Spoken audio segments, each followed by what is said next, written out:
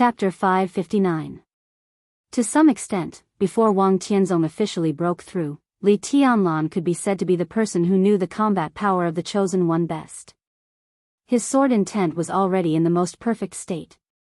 Simulating the sword energy with sword intent, he could totally imagine how powerful the Chosen One's sword was. Because of this, he was so scared when facing Wang Tianzong, who was about to break through.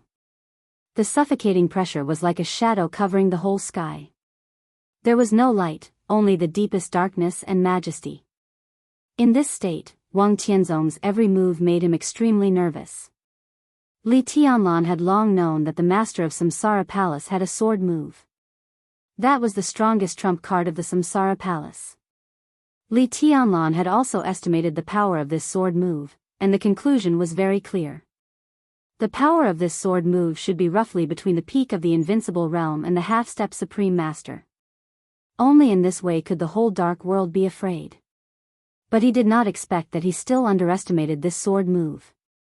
The strongest trump card of the Master of Samsara Palace was the Chosen One's sword move. And it was the Chosen One who was in the peak state. The power of this sword move had almost exceeded the limit of Li Tianlan's imagination.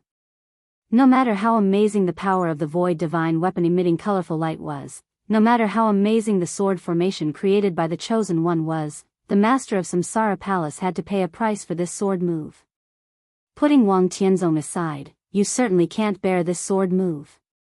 Li Tianlan looked into the eyes of the Master of Samsara Palace and said seriously. The Master of Samsara Palace was also looking at Li Tianlan. Her eyes were calm and tranquil. After a long time, a faint smile bloomed on her soft face. You care about me? I said, you can't bear this sword move. Li Tianlan did not know why he suddenly became extremely agitated. He could not tell where this feeling came from, but the instinct that was close to intuition kept reminding him that he could not let the Master of Samsara Palace use this sword move. Otherwise, he was likely to regret it for the rest of his life. The increasingly clear intuition was almost roaring non-stop, occupying all of Li Tianlan's consciousness.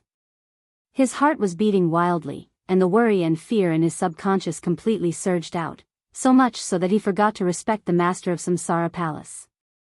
I can't bear it, neither can Wang Tianzong. The Master of Samsara Palace looked at Li Tianlan and said in a soft voice, there are many results after this sword move. The best result is that Wang Tianzong and I die together. The worst result is that I die and Wang Tianzong is seriously injured. But even the worst result is good enough for you. Her voice was steady and soft. In fact, Li Tianlan was wrong. He was not the only one who knew about the heavenly suns. In other words, in this era where no one had ever seen a heavenly sun, only the Master of Samsara Palace had seen the power that could change the color of heaven and earth. She might not know Wang Tianzong, but it didn't matter. Wang Tianzong could definitely break through. It didn't matter. Because in any case, he firmly believed that the Chosen One she met could not be stronger than Wang Tianzong after the breakthrough. But after the breakthrough, Wang Tianzong could not be stronger than the real Chosen One she had met. The two sides were evenly matched. She was confident that she could truly replicate that pinnacle sword. Therefore, whether the result was the best or the worst, it was actually not bad. She did not care about life and death. What did it matter to her? This is not what I want. Li Tianlan said. He suddenly felt a little powerless. He was very clear about the consequences of all this. Everything was in the open. If he became the Chosen One, there was no way for him to let anyone replicate his sword unscathed. The Chosen One represented absolute majesty, absolute supremacy, and absolute supremacy. This chapter is not over. Please turn the page. Dominance over others. How could such a sword be replicated? Even with so many conditions, the Master of Samsara Palace had to pay the price. But this is what you want, Qin Weibai said softly. The emotions in her eyes changed, and the crystal light was like the twinkling starry sky. Why? Li Tianlan asked. Qin Weibai wanted to say something. Li Tianlan suddenly glanced at her and shook his head. He looked straight at the master of Samsara Palace and asked, "Why?" "It has something to do with you, and it has nothing to do with you." The master of Samsara Palace laughed softly. Her eyes became softer, but with a little stubbornness and sadness. "The biggest reason is that I want to give myself an ending." "Do you like this ending?" Li Tianlan sneered, but panic and coldness kept spreading in his body. His breathing was a little shaky. "You still don't understand. It's not a matter of whether I like it or not, but the ending should be like this. My fate is like this." The master of Samsara Palace said softly. Li Tianlan took a deep breath. He was grateful to the master of Samsara Palace and respected her. But to put it bluntly, they were not familiar with each other. Today was the first time they met officially. He did not know why his emotions were so violent. He closed his eyes. After a long time, he said coldly, "I don't believe in destiny." There seemed to be some emotions in the master of Samsara Palace's soft eyes for a moment, and they became dazed and desperate. The room fell silent for a moment. Li Tianlan forced himself to calm down. After a while, he said softly, "I need to know the reason why the Samsara Palace desperately fought against Wang Tianzong. You just said that people in high positions can't talk about life and death easily." "I did say that." The master of Samsara Palace said softly, "But if there is no Samsara Palace, I will naturally not be in a high position. The Samsara Palace has actually done everything it can do by existing to this day. Next, there is no need for it to exist. When things in Eastern Europe are over, Little Bai will go back to Tiannan with you. All the preparations have been made there. It will be your real sky. With Little Bai helping you, I can rest assured." Li Tianlan frowned and looked at the master of Samsara Palace in silence.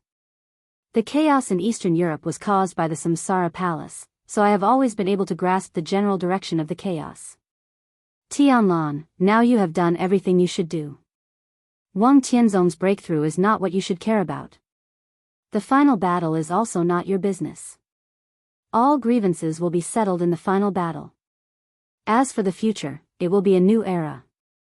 Isn't that good? No matter how good the era is, if you can't see it, what's the point for you?" Li Tianlan said coldly. "I don't deserve to see the era that is too good." The master of Samsara Palace smiled brightly, but a little sadly. "So you are going to die?" Li Tianlan looked at the master of Samsara Palace and laughed at himself. "And you are going to die for me? What's the reason?" The master of Samsara Palace was silent for a while, then slowly said, "The reason? Just take it that I owe you and pay you back. You don't owe me anything." All the negative emotions in Li Tianlan's heart broke out completely, and his voice was cold. "Before today, you were just a name I heard from others. We didn't even meet. What can you owe me? Do you still remember Dongqing Huangtu?" The master of Samsara Palace suddenly asked. Li Tianlan was slightly stunned. Of course, he remembered Dongqing Huangtu. In fact, out of some curiosity, he had been looking for clues about Dongqing Huangtu, but all the clues he got pointed to one problem. This chapter is not over. Please turn the page. "I remember," he said, "but this person doesn't exist at all, and he shouldn't exist. If he really doesn't exist, how can there be you?" The master of Samsara Palace's voice was fleeting, but in Li Tianlan's ears, it was like a clap of thunder. Li Tianlan's face suddenly turned pale. He gritted his teeth and said, "What do you mean?" "Nothing." The master of Samsara Palace said softly, "It's just that for me, what has existed can't be denied. He is the chosen one, so he naturally existed." Li Tianlan subconsciously glanced at Qin Weibai. Qin Weibai had been silent. Her perfect and delicate face seemed to be transparent in the light. He remembered that Qin Weibai had talked about Dongqing Huangtu for the first time that day. He was besieged by several invincible realm experts, interfered by countless thunder-shocking realm experts, and drowned by murderous weapons and a sea of people at the same time. Corpses were everywhere, and blood flowed like a river. He was besieged to death by 6 invincible realm experts. Li Tianlan asked. To be exact, there were 3 murderous weapons and 7 experts at the peak of the invincible realm. One of them could barely be regarded as the chosen one, but his state was damaged. The master of Samsara Palace said. Even Li Tianlan, who thought he knew the chosen one very well, was speechless for a long time at this time. 7 experts at the peak of the invincible realm. Not to mention that one of them was a chosen one in an incomplete state. Even if there were only 7 experts at the peak of the invincible realm, they could sweep everything in this era. Now in the whole dark world, there were no more than 7 experts at the peak of the invincible realm that could be confirmed. Not to mention 3 murderous weapons and a sea of people. The most important thing was that he still remembered what Qin Weibai had said. In such a siege, Dongqing Huangtu died in a sneak attack. At that time, he still hadn't used his sword. That was a sneak attack from the woman he loved deeply and also loved deeply. If it hadn't been for that sword, the final result would be hard to say. Every time he heard about it, Li Tianlan felt nothing but shock in his heart. Dongqing Huangtu, is he really dead? Li Tianlan suddenly asked. Of course he is dead. The master of Samsara Palace sighed softly. Li Tianlan nodded and said, what does this have to do with me? I can't pay back what I owe him, but I can't watch you continue to struggle in this era. There are some things that are the same to pay back to you. The master of Samsara Palace said blandly. What do you owe him? Li Tianlan was suddenly a little curious. If the master of Samsara Palace was paying back a debt, why would she pay it back to him? A debt that could make a peak of the invincible realm pay with his life, one could imagine how heavy it was. The master of Samsara Palace didn't say anything. Li Tianlan glanced at her and said, what does Dongqing Huangtu have to do with me? The master of Samsara Palace still didn't say anything. Li Tianlan glanced at Qin Weibai. Qin Weibai had calmed down. At this time, she was blinking at him with an innocent face. It was obvious that she didn't know. Li Tianlan thought about it and simply changed the angle. The existence of Dongqing Huangtu was too vague. The clues he had were not enough to directly find out the person who seemed to have a close relationship with him. So he asked directly, who killed Dongqing Huangtu back then? The master of Samsara Palace was silent. It was a long, long time. In the almost frozen time, she finally looked up at Li Tianlan. Her eyes were calm, but her voice seemed to pass through a desert invisibly, becoming extremely hoarse and dry. It was me. The master of Samsara Palace said, I killed him. End of this chapter, bookmark for easier reading.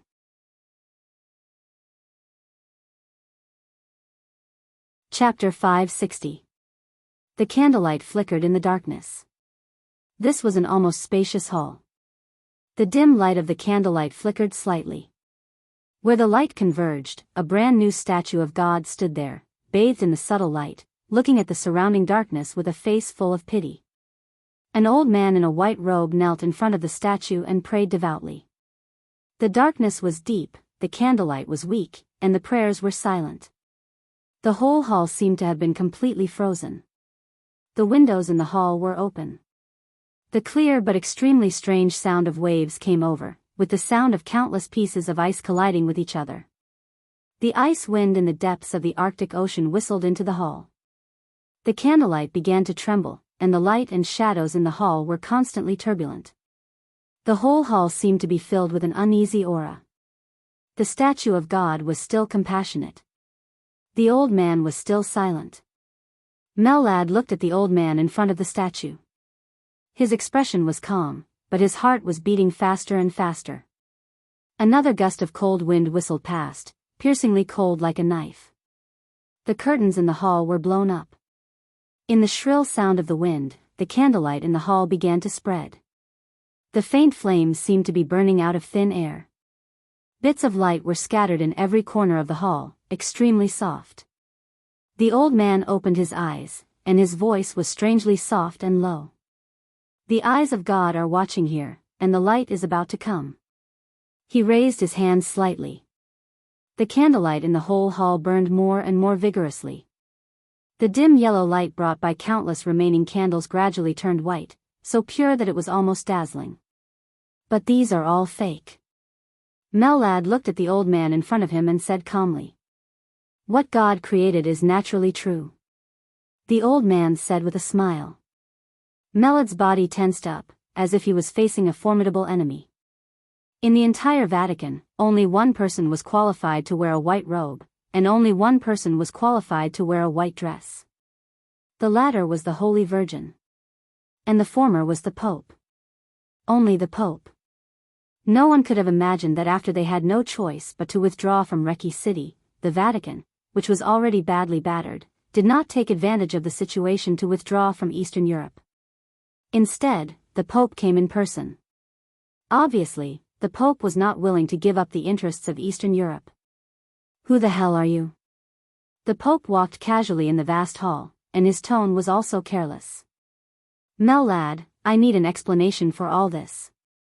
If there are no accidents, after Eastern Europe, you will have many choices, such as continuing to stay in the Holy Disarmament Corps. I will give you more autonomy. I even want you to go to the Knights Templar to be the new Grand Knight Commander, or stay in Eastern Europe and be the spokesman of the Vatican in Eastern Europe." The Pope's tone was indifferent. "I've thought of many possibilities, and they're all about you. I dared to use you, but I didn't expect you to give me such a big surprise." He paused for a moment before continuing, "Who are you?" "Your Highness the Pope, does it really matter who I am? More importantly, I saved Eris's life," Mellad said quietly.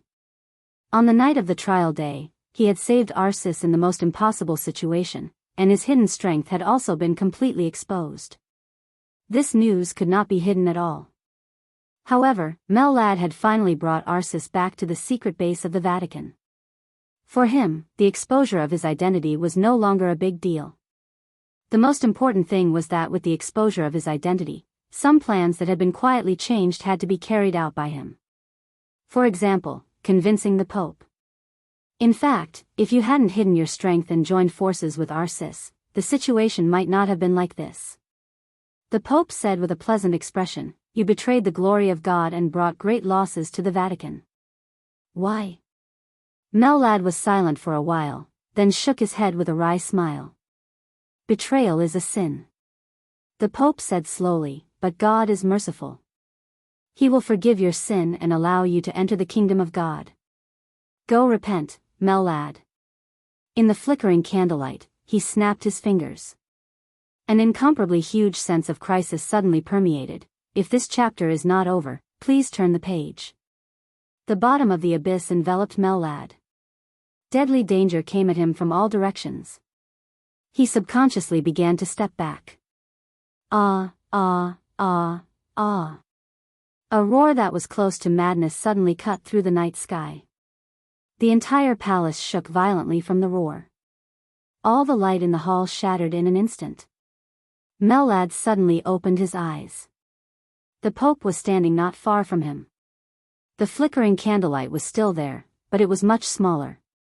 He had already knelt in front of the statue of God, holding a steel knife in his hand, and had already cut open the skin on his chest. Blood flowed down. Mellad only needed to put in a little more strength, and he could pierce his heart with his own hands. In an instant, Mellad broke out in a cold sweat. After the trial day, Mellad and Arsis immediately entered the secret base of the Vatican in Recchi City. The Pope prayed at the first opportunity. This time, the prayer was not for an hour or a day, but for a few days and nights. Even when the other members of the Vatican officially left Recchi City, the Pope did not move. The prayer continued until just now. After the prayer, the Pope was not weak. Instead, his essence, chi, and spirit had completely reached the peak. In his spiritual domain, as long as he wanted, Mellad would be in danger at every step, and he would not even have the ability to fight back. Was this the transcendent realm? Mellad's breathing was rapid. The fear of walking on the edge of life and death turned into extreme anger in an instant. He suddenly raised his head and looked at the Pope. He said in a fierce voice, "Your Majesty the Pope, you want to kill me? How dare you kill me? It's you who needs to repent. The Pope's voice was gentle and calm. Okay, repent. Use my own life? Mellad laughed loudly. How about now? I'm still alive. You can't kill me. This is God's will. The Pope said slowly, God has given you life. You should thank God. Mellad stared at the Pope. Sweat and blood continuously flowed from his body. The Pope looked at Mellad quietly, his eyes deep and bottomless. After an unknown period of time, Mellad took a deep breath, stretched out his hand, and drew a cross in front of his chest. The Pope smiled with satisfaction. I like your attitude now. He poured himself a glass of water and took a sip. God created all things. In front of the great glory, everyone must remain in awe. He poured another glass of water and handed it to Mellad. So, who on earth are you? Mellad looked at the glass of water and did not dare to take it for a moment. In the Pope's spiritual domain, even though he was an expert who was infinitely close to the peak of the invincible realm, he did not dare to be sure of his current state, let alone believe his own perception. In his sight, he saw the water that the Pope handed over, but who knew what it was? He took a deep breath, gritted his teeth, and said, It doesn't matter who I am. I want to know your identity. You refuse to answer. That's arrogance. The Pope said in a gentle tone.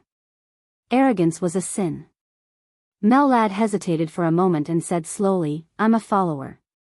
The Pope's body suddenly stiffened for a moment. The candlelight around him also seemed to be slightly shaking. Follower? His tone was a little surprised. Whose follower? Of course, His Majesty's follower. Mellad said calmly, Your Majesty the Pope, I came back this time and brought back His Highness Arsis to show our sincerity. Our Majesty wants to cooperate with the Vatican and conspire with the overall situation of Eastern Europe. Your Majesty. Your Majesty. The Pope repeated twice and took a deep look at Mellad. Which Majesty? The Duke of the Dark World, this chapter is not over. Please turn the page. There were only two recognized majesties. Sword Emperor Wang Tianzong. And the Pope. Now, the majesty behind Mellad was obviously not Wang Tianzong. I don't know. The follower replied in a calm tone. The Pope narrowed his eyes and suddenly smiled. Can I understand it this way? You betrayed the Vatican, and the majesty who made you betray the Vatican is your real master. You don't even know who he is? It doesn't matter. Mellad said calmly, I don't care what his identity is, but he can give me what I want. What do you want? The Pope suddenly asked seriously. Mellad smiled self-deprecatingly. The Vatican can't give me what I want. The Pope fell silent. I don't trust such cooperation. The Pope was silent for a long time before he said calmly, but I don't mind you telling me what I can get by cooperating with His Majesty. What you can get depends on what you want and what you are willing to pay. Mellad said meaningfully. The Pope smiled and said calmly, Before I have a complete plan, I'm not willing to pay anything. But you can try to persuade me with your life. The meaning of these words couldn't be more obvious.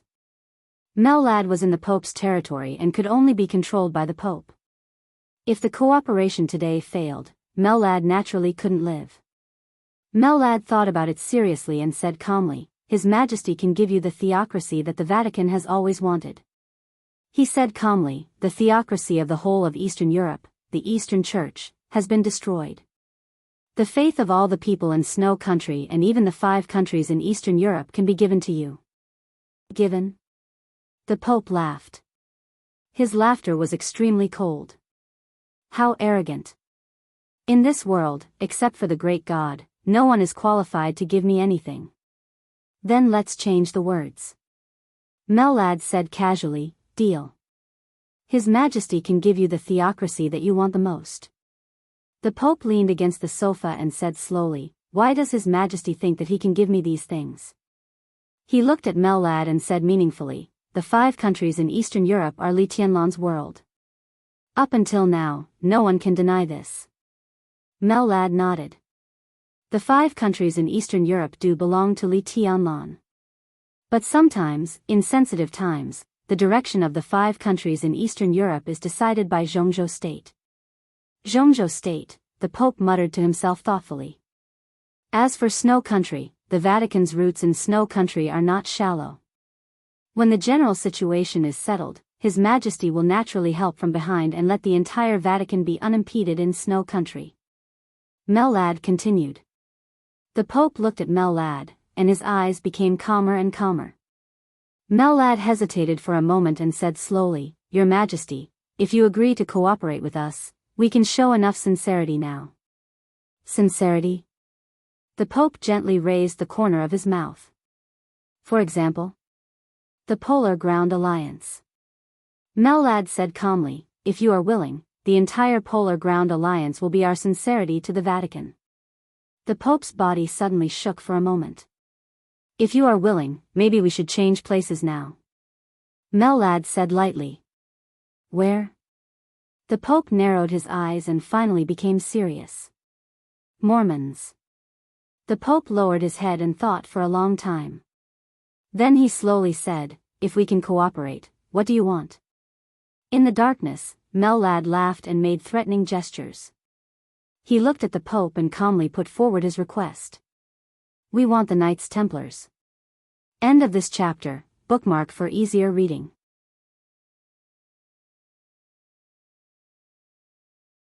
Chapter 561. The Polar Ground Alliance collapsed with a bang.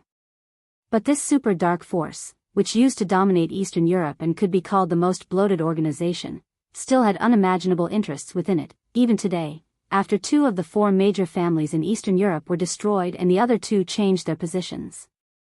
As the saying goes, a centipede dies, but it doesn't fall down. Today, the general framework of the Polar Ground Alliance still existed, and its internal structure was chaotic. However, from another perspective, as long as there were experts to sort things out, there would still be countless useful people in the Polar Ground Alliance. The remaining Polar Ground Alliance, as the sincerity of cooperation between the mysterious His Majesty and the Vatican, was indeed a big deal. But the other party's big deal also meant a big appetite. It was just as Mellad had said. We want the Knights Templars. The Pope looked at Mellad quietly and was silent for a long time. The other party's big deal was beyond imagination, and the other party's request was also outrageous. After a long time, the Pope slowly opened his mouth and wondered, Are you crazy? His Majesty said that we are worth it. Mellad said calmly, Think about Eastern Europe at this time. You don't need to worry about the 5 countries in Eastern Europe. His Majesty will put pressure on Li Tianlan in Zhongzhou State. You just want the religious power of the 5 countries in Eastern Europe. As long as His Majesty gives enough pressure, Li Tianlan, who is eager to develop his own core power, can only compromise. In addition to the 5 countries in Eastern Europe, if the Polar Ground Alliance is used by the Vatican's chances of winning will also be extremely great. The faith of the whole of Eastern Europe belongs to the Vatican. In contrast, how is a Knights Templars not worth it? It's worth it indeed. The Pope said lightly, But why should I believe that you can give me the Polar Ground Alliance? Nothing is taken for free.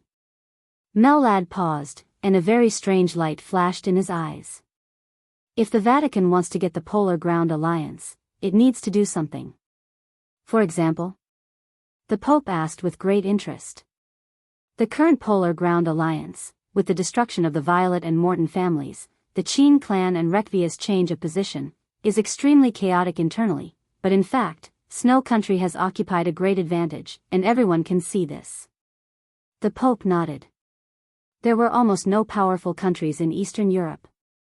Snow Country could be said to be the only top international hegemon country in Eastern Europe. They occupied the world's largest territory. They were tough, greedy, and aggressive. The strong desire to fight seemed to be engraved in their bones and blood. Great changes had taken place in the 4 great families, and the Polar Ground Alliance had collapsed. The higher-ups and important figures of the Polar Ground Alliance had already regarded Snow Country as their best place to rely on. At present, the reason why the Polar Ground Alliance was so chaotic was that with the great changes of the four great families, they were splitting internally. Today, most of the power of the Polar Ground Alliance had fallen to Snow Country, but within them, the supporters of more than a dozen other countries also occupied a certain proportion. The most important thing was that the Qin clan and Rekvia had united and won a considerable part of the power within the Polar Ground Alliance. Now this power could be said to be the biggest stumbling block for Snow Country to control the Polar Ground Alliance, and this power undoubtedly belonged to Zhongzhou State at this time. The Pope glanced at Mellad and asked, "So, you have the confidence to persuade Snow Country? Or convince Zhongzhou State?" He thought about it, shook his head, and continued, "Is it Snow Country? Li Tianlan would definitely not let go of the power of the Polar Ground Alliance that belonged to Zhongzhou State. In this way, the biggest possibility was that the mysterious His Majesty had the confidence to persuade Snow Country. In fact, His Majesty has already persuaded Snow Country." Melad's body gradually relaxed. "Now the whole Snow Country, His Majesty is waiting for me to persuade you." He looked at the Pope and said meaningfully, "The cooperation is right in front of us, and it only needs you to reach out once. This chapter is not over, please turn the page." The eyebrows of the Pope slightly raised, as he slowly said, "Before this, we already had the intention to cooperate with them. From the current situation, we are the only choice of the Snow Empire. Since that is the case, why should I rely on you to cooperate with the Snow Empire?" What he said was completely true. Nowadays, the whole of Eastern Europe was in a state of insecurity. The situation was just like East Island more than 3 years ago, or even more serious than East Island. As the strongest country in Eastern Europe, Snow Country had to make a choice and invite a force that could stabilize the situation of the Dark World in Eastern Europe to Snow Country. At the same time, it could stabilize its position and also contend against the pressure brought by Zhongzhou State. Nowadays, looking at all the major forces in the world, only the Vatican met this standard. And relatively speaking, the Vatican didn't want much. What they wanted was faith. At least for the time being, there was no conflict of interest. If the two sides cooperated, they could rest assured of each other in the short term. "You said it before." "That was before." Mellad explained patiently, "The president of Snow Country was born in the Violet family, and the Violet family has a close relationship with the Eastern Church. Is the intention to cooperate at that time really credible?" "Well, even if it is credible, at that time, His Highness Arsis was still in his peak state. As for now..." He shrugged. "It's a pity." The Pope's eyes were slightly cold. "So you deliberately let Arsis be seriously injured, but then saved him?" Mellad was silent. He didn't mind exposing his identity, but he had to sit back and watch Arsis be seriously injured. He couldn't explain this kind of thing. "But even so, we are still the only choice of Snow Country." The Pope said indifferently, "Compared with any force that Snow Country can invite, we want even less." "You still don't understand. What Snow Country really wants to invite is not some force, but experts. With the foundation of the Snow Empire, they only lack experts. It's just that most of the experts today have their own standpoint, so they want to invite other forces. No matter how you look at it, the current Vatican is not the best choice for the Snow Empire. The best choice for the Snow Empire is us, because compared to the Vatican, our strength has not formed yet, and we want less." The Pope's eyes slightly narrowed. What Snow Country needed now was indeed experts. If an Invincible Realm expert who was close to the peak of the Invincible Realm but had no clear position joined Snow Country would probably give him the most luxurious treatment at all costs. In that case, they didn't need to invite other forces. To say the least, Mellad, whose own force had not been formed yet, and His Majesty behind him were much better than the Vatican. As long as Snow Country paid the price, the mysterious His Majesty's force would develop in Snow Country in the future, and it would be the local force of Snow Country. Regardless of His Majesty's strength, Mellad alone was enough to stabilize the current situation of Snow Country.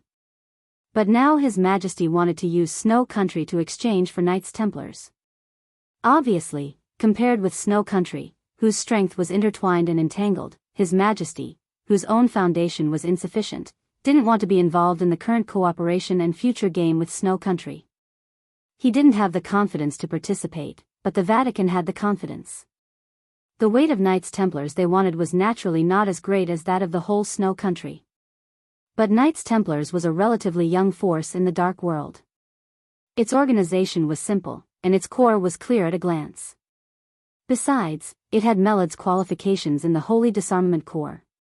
Knights Templars was undoubtedly the best to control. Even if its scale was a little small, its potential was endless. If Knights Templars were in his hands, it would be a real sea and sky for His Majesty. The Pope thought of His Majesty's conclusion. We are worthy of each other. Finally, he nodded. Get ready. Let's go to Mormon's. Melad's face bloomed with joy and a bright smile. He gave a somewhat exaggerated salute and said, I'll arrange it right away. Your Majesty the Pope. He placed a small bottle in his hand in front of the Pope. What's this? Teaching, this chapter is not over. Please turn the page. The Emperor raised his eyebrows slightly. A small gift, a very magical medicine. Mellad smiled and said, His Highness Erisis's injury is very serious.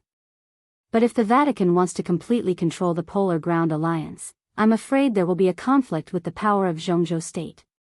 His Highness Erisis's power is very important.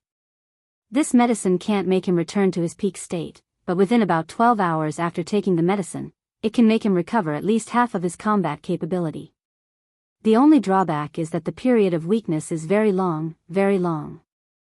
Your Majesty the Pope can use it at your discretion. Give it to me. An incomparably deep voice suddenly sounded behind Mellad. The Pope and Mellad turned their heads at the same time. In the dark corner of the hall, an incomparably burly figure walked over.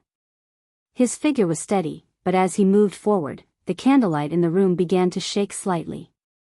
The cold wind blew in, but it was melted by the aura of this figure. The temperature of the entire hall seemed to be rising. The cold wind seemed to be burning, turning into an angry flame. Arsis. Ever since he had been rescued by Mellad, Arsis had been in a coma. He had only just woken up. The roar just now had imperceptibly interrupted the Pope's spiritual domain, which could be considered to have saved Melad's life. Mellad bowed slightly. Arsis didn't say a word. His eyes were fixed on the bottle of potion that Mellad had put down. His body swayed as he took a step forward and reached for it. In his sight, the bottle of potion suddenly began to shine. Countless pure rays of light gathered together and turned into a silver cross. Arsis subconsciously withdrew his hand and looked at the Pope. It's not the time yet. The Pope waved his hand, and the potion turned into a cross again. Erisis's face was distorted. Endless fury almost completely drowned his reason. I'm going to kill them. I must kill them all. He bellowed word by word. He was one of the strongest people standing at the peak of the Dark World. An expert at the peak of the invincible realm. As the Saint War Angel of the Vatican, he had never been as embarrassed as he had been on the trial day. As one of the most qualified figures to decide the battle situation on the trial day, in such an important battlefield, his role was infinitely close to zero. All his dignity and pride seemed to have been completely shattered in that battle. Erisis's eyes trembled a little, and he almost lost his mind. Mellad lowered his head and suddenly said, Your Highness, instead of thinking about revenge, we might as well study why such a situation happened that night. His eyes looked at the shimmer floating under his feet and he said blandly, You've been crowned by His Majesty the Pope. How could you be hypnotized by a mere patriarch in Eastern Europe? Isn't that strange? Arsis was stunned for a moment. Why? He slowly turned his head and looked at Mellad, his eyes bloodshot. It's very simple. Someone destroyed your state of coronation. Mellad said calmly, and the means are extremely brilliant. Such a person knows the coronation very well, and he is also a master in the spiritual field. Who? Arsis suddenly let out a roar. Mellad stopped talking. The Pope sighed deeply and was a little disappointed. He had already known who the so-called traitor was. He was a master in the spiritual field, and he knew the coronation and could get close to Arcis. There were only 2 of them in the world. The Pope was not in Eastern Europe that day, and it was impossible for him to destroy the coronation. So there was only one candidate left. The Holy Virgin of the Vatican. Angel. End of this chapter. Bookmark for easier reading.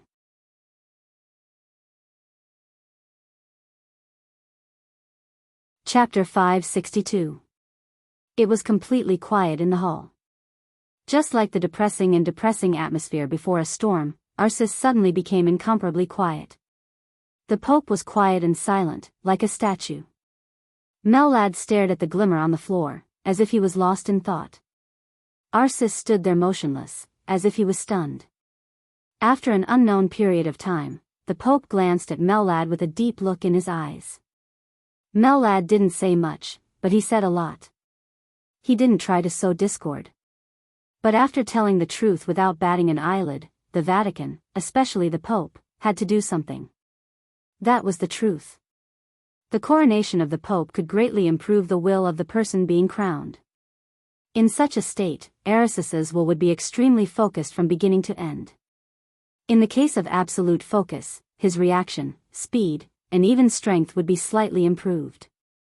Correspondingly, the physical strength that Arcis needed to consume would be reduced correspondingly. In general, the coronation of the Pope was enough to improve Arcis's combat effectiveness to an obvious level. And such a coronation would also not be affected by any spiritual interference from the outside world. On the night of the trial day, it was impossible for Arcis to be hypnotized. But the impossible had become a reality. Naturally, there was only one reason. That was, there was a traitor within the Vatican. Angel. The dignified Holy Virgin of the Vatican, whose status was second only to the Pope, had betrayed the Vatican. Even the Pope's heart was extremely heavy in the face of this news. He was still hesitating about how to deal with this matter, but Mellad had already told the truth. Although he didn't mention Angel, Arcis wasn't stupid. How could he not guess who the traitor was? In this way, the Pope had to take action. Go and ask Angel to come over. The Pope was silent for a while and said with some tiredness, I want to see him. At this moment, Mellad, who no longer belonged to the Vatican, glanced at Arcis. Arcis stood there, expressionless. He did not say a word and was extremely quiet. Mellad shrugged and said, I'll go now. He slowly turned around and left the hall. The Pope squinted at his back and did not speak for a long time. This was a secret base set up by the Vatican outside Recce City. To be exact, it was a hidden church built on a beach in the mountains. Its area was limited, so the building did not look magnificent, but its momentum was extremely magnificent. At this time, the Pope lived in the largest hall in the church. As the Holy Virgin of the Vatican, Angel, who had too many choices, only chose a small prayer room. A faint light was burning in the prayer room, and the cross was flickering. Angel, dressed in a white dress, knelt in front of the cross, quiet and holy. When the roar that represented the awakening sounded, Angel had just finished his prayer. She opened her eyes, but her body did not move. She only quietly experienced the rage and hatred contained in that roar. His Highness Arcis is awake.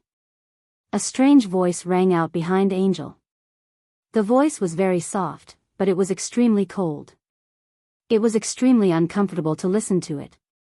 A slender figure shrouded in a black robe walked to the candlelight from the darkness. Intentionally or unintentionally, she blocked the door to the prayer room. Angel stood up, her posture elegant. Her voice was calm and calm. In that case, His Highness the Pope should have made up his mind. The figure in the black robe was silent for a while, then nodded and said, yes. She paused and continued, in our opinion, His Majesty has made up his mind. Why? Angel smiled and turned her head. Behind the white veil, her eyes were bright and clear. Just because you're here? As long as I'm here, Your Highness, you can't leave. This is the will of the Pope. To some extent, this is also the attitude of His Highness the Pope. The figure in the black robe said softly. You're wrong, Rhea. Angel sighed faintly. This is the secret base of the Vatican. At least the surrounding area is within His Majesty's spiritual domain. He can sense everything here. Without his permission, it's impossible for me to leave, and I can't escape. He sent you here to monitor me to test the attitude of the other higher-ups of the Vatican. So far, I think he has received enough feedback, and it's time to make up his mind. Rhea, dressed in black, trembled slightly. Angel looked at her and said softly, so you're not as important as you think. Rhea. The chief high priest of the Holy Punishment Priests. In terms of duty, she was Angel's right-hand woman, but in fact, she could be considered the most powerful candidate in the Holy Punishment Priests to keep the Holy Lady in check. The Pope had sent her to keep an eye on Angel. This task had excited Rhea for a long time. She even fantasized about the possibility of becoming the next Holy Lady of the Vatican. But only now did she know that the Pope's spiritual domain could cover this place. Thinking of some of her actions in the past few days, for some reason, her face was a little pale. Angel did not continue. She just turned to look at the cross in front of her and said softly, Tell me, which one is more important, the Holy Lady of the Vatican or the Saint War Angel? Rhea did not answer. She did not need to answer anything. The Holy Lady was second only to the Pope, so her importance was naturally greater than the Saint War Angel. But this was only on the surface. Within the Vatican, the Holy Lady represented faith. The Saint War Angel, on the other hand, represented real combat power. In fact, which one was more important depended on the situation of the Vatican at the time and the will of the Pope. Rhea gritted her teeth and said respectfully, His Highness the Pope is fair. Fair? Angel nodded. Oh, fair. You did something wrong, and you must be punished. Rhea's voice was sinister. Obviously, she was saying that the question of which was more important was meaningless. The most important thing was that Angel had destroyed Erisis's coronation state, directly causing Erisis's serious injury and the Vatican's failure. Such a mistake was the most important. I didn't think it would be like this either. Angel sighed softly. Her tone was extremely complicated. It seemed like she was telling Rhea, but also explaining to the Pope.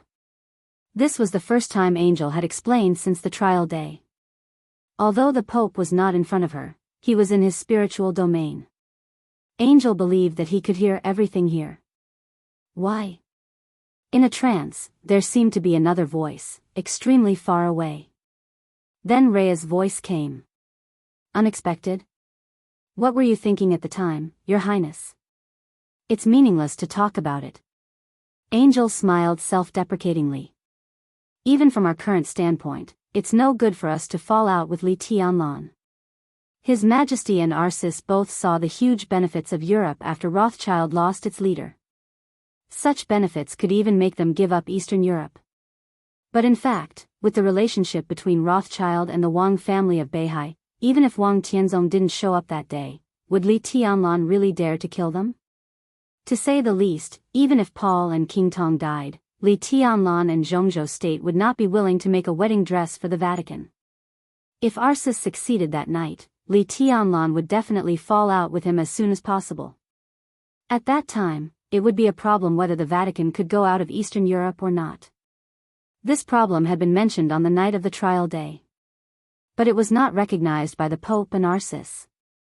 That was why she secretly took action and destroyed Erisis's coronation state. At that time, she just wanted to prevent Arsis from completely killing Paul and King Tong. In her plan, after severely injuring Rothschild, she would first stabilize Li Tianlan. The two sides would conspire to Eastern Europe and then attack Rothschild. However, she really didn't expect what would happen next. Arsis, who was not in the coronation state, would actually be hypnotized. In the end, she would achieve nothing and the Vatican would also suffer a crushing defeat. This was really the worst result. Even if she fell out with Li Tianlan that night, it would probably be the same.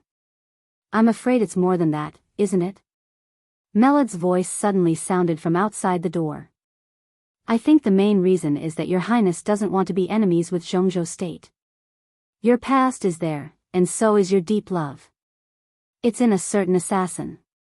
If you have a choice, you will definitely not fall out with Zhongzhou state and even destroy His Highness Erisis's coronation state. Is that right? Angel suddenly turned around. Under the gauze, her eyes fell on Melad's face with anger. Melad was slightly stunned, then he shrugged his shoulders. He bowed and said with a smile, Your Highness, His Majesty the Pope invites you in. Angel's body trembled slightly. After a long silence, she slowly said, Let's go. Rhea made way for him. Angel walked out of the prayer room and walked to the hall. It was dark ahead. In the darkness, no one could tell whether the danger of fire or frost began to spread gradually and occupied her whole consciousness. The church was getting closer and closer. Melad, who could be considered to have officially separated from the Vatican, finally stopped. He looked at Angel's back with a complicated look in his eyes. In his sight, the fluttering white dress was completely swallowed up by the darkness in the hall. Angel's face was still calm. He glanced at Arcis and then bowed slightly to the Pope. The Pope looked at him in silence. In the almost frozen darkness, the flickering light of the candlelight gradually expanded. The Pope's voice sounded, Angel, you did wrong. Yes. Angel was silent for a while. I'm willing to take responsibility, and, whoosh. The ice wind by the sea whistled in with the wind and rain. A huge figure suddenly appeared beside Angel. Pa! With a crisp sound, Angel's delicate body flew out directly. A smear of blood and teeth fell to the ground. The veil fluttered and fell in the darkness. Boom! The whole hall shook with a loud bang. Angel's body hit the pillar of the hall and slowly slid down. Under the white veil, the beautiful face of the Holy Virgin Angel was a little blurred in the darkness. Blood flowed from the corner of her mouth. It was a shocking sight. Take responsibility. Erisis's furious roar echoed throughout the hall. How can you take responsibility? What right do you have to take responsibility? Can you afford to take responsibility for such a serious loss of the Vatican? You dirty and lowly woman. When I knew that you were not a virgin, should have persuaded His Majesty to purify you. Arcis stared at Angel and smiled viciously. It's not too late now. Go to hell, bitch. The candlelight spread again. All of Erisis's roars were drowned in the candlelight. Outside the hall, Melad slowly turned around and walked in the other direction. He climbed a hillside around the church and looked at the waves in the darkness. The wind and rain fell, and all the sounds became extremely messy. Melad took out his mobile phone and dialed a number. The call was quickly answered. Is it done? The mysterious His Majesty's voice sounded on the phone. Angel has gone to see the Pope. Melad said respectfully, from now on, there should be no Holy Virgin in the Vatican. The mysterious His Majesty smiled and said, Oh, how will the Pope deal with Angel? It depends on the intentions of all the higher-ups of the Vatican. But if there are no accidents, the Vatican will purify her, Melad said in a low voice. After all, he had stayed in the Vatican for many years. When it came to purification, his tone was a little unnatural. Purification. This was the cruelest criminal law within the Vatican, and it was a criminal law that had never been used in recent years. It was usually used to deal with heresy that had caused great losses to the Vatican. The Vatican would first inject an extremely precious drug into the person who was being purified.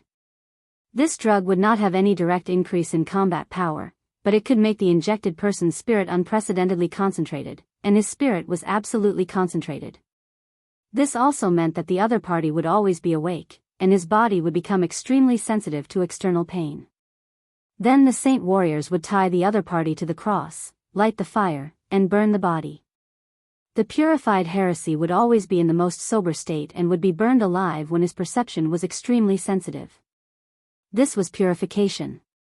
His Majesty was silent for a while, then clicked his tongue and said, it's really cruel. The dignity of God cannot be offended, Mellad said subconsciously.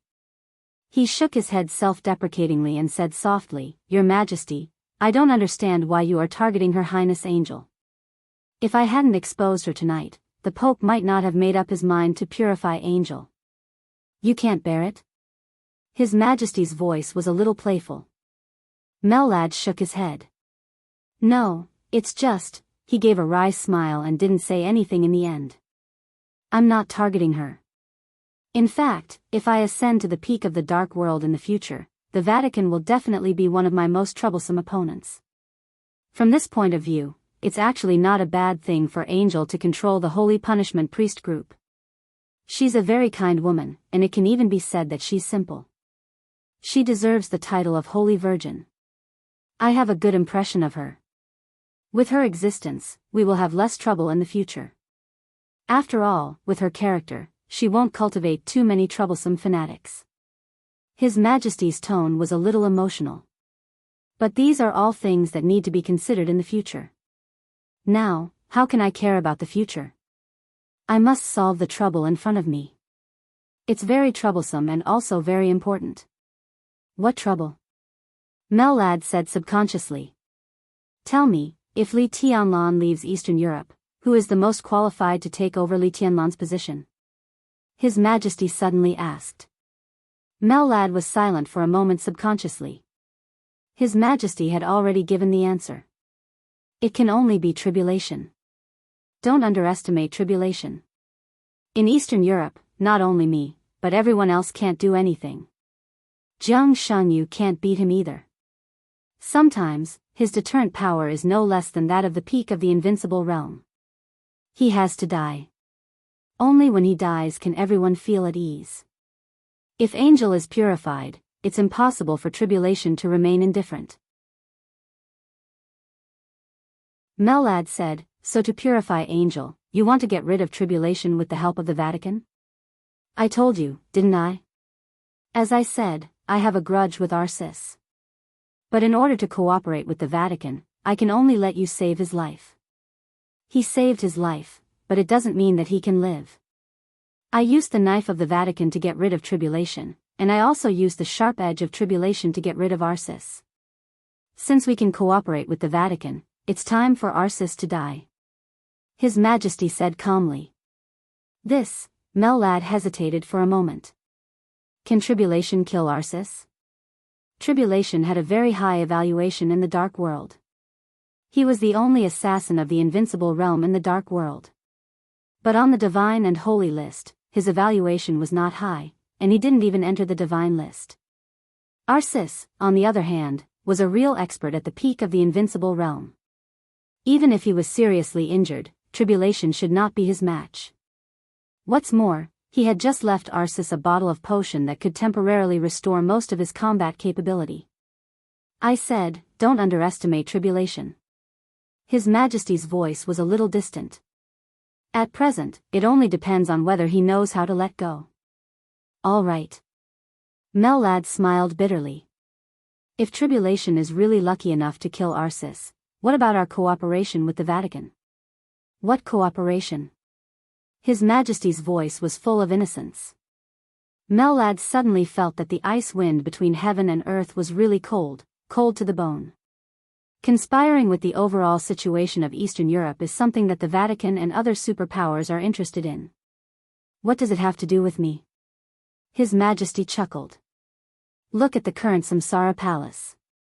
They cooperate with the Purgatory of Heaven capital for the benefit of the chaos in Eastern Europe. We cooperate with the Vatican for the benefit as well. But the so-called benefit is, after all, just something said. Except for those who are persuaded, no one will care. Mellad suddenly couldn't laugh anymore. Samsara Palace, he murmured to himself.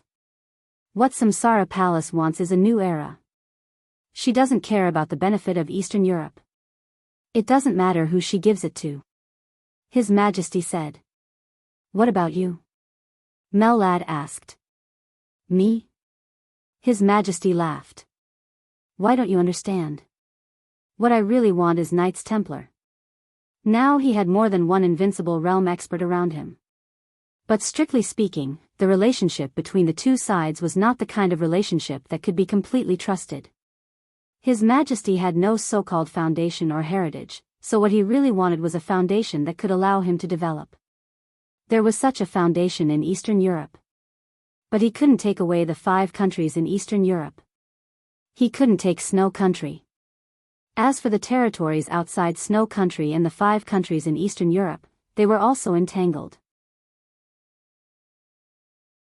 In contrast, in the whole Dark World, only Knights Templar was the simplest. But the organization of Knights Templar was also the most streamlined and comprehensive. As a vassal agency of the Vatican, most of the complicated internal entanglements were concentrated in the Vatican. The internal environment of Knights Templar could be said to be the simplest force. Such a foundation was what His Majesty needed the most. So he cooperated with the Purgatory of Heaven capital. He cooperated with Wang Qinglei. Jiang Shangyu entered Eastern Europe. Some of these collaborations had been implemented, and some had not been implemented.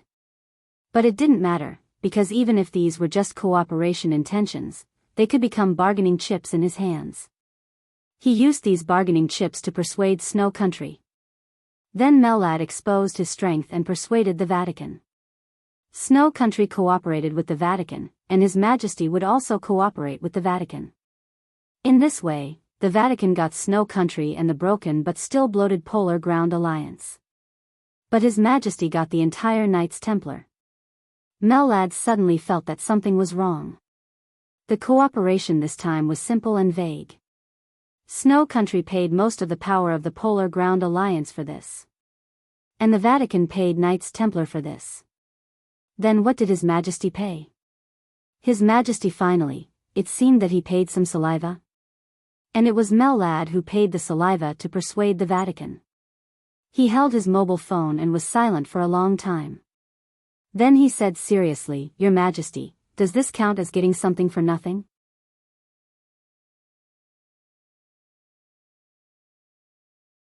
Chapter 563.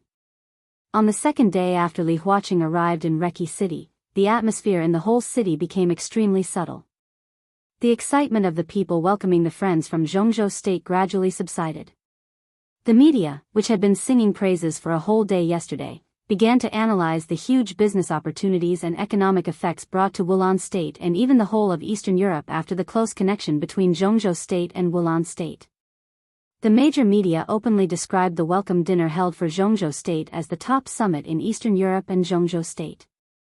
It seemed that in order to confirm this statement, Wulan State also directly responded. In the airport of Reki City, civil aviation flights to all parts of the world were temporarily grounded. The international airport of Reki City seemed to have become a paradise for private jets.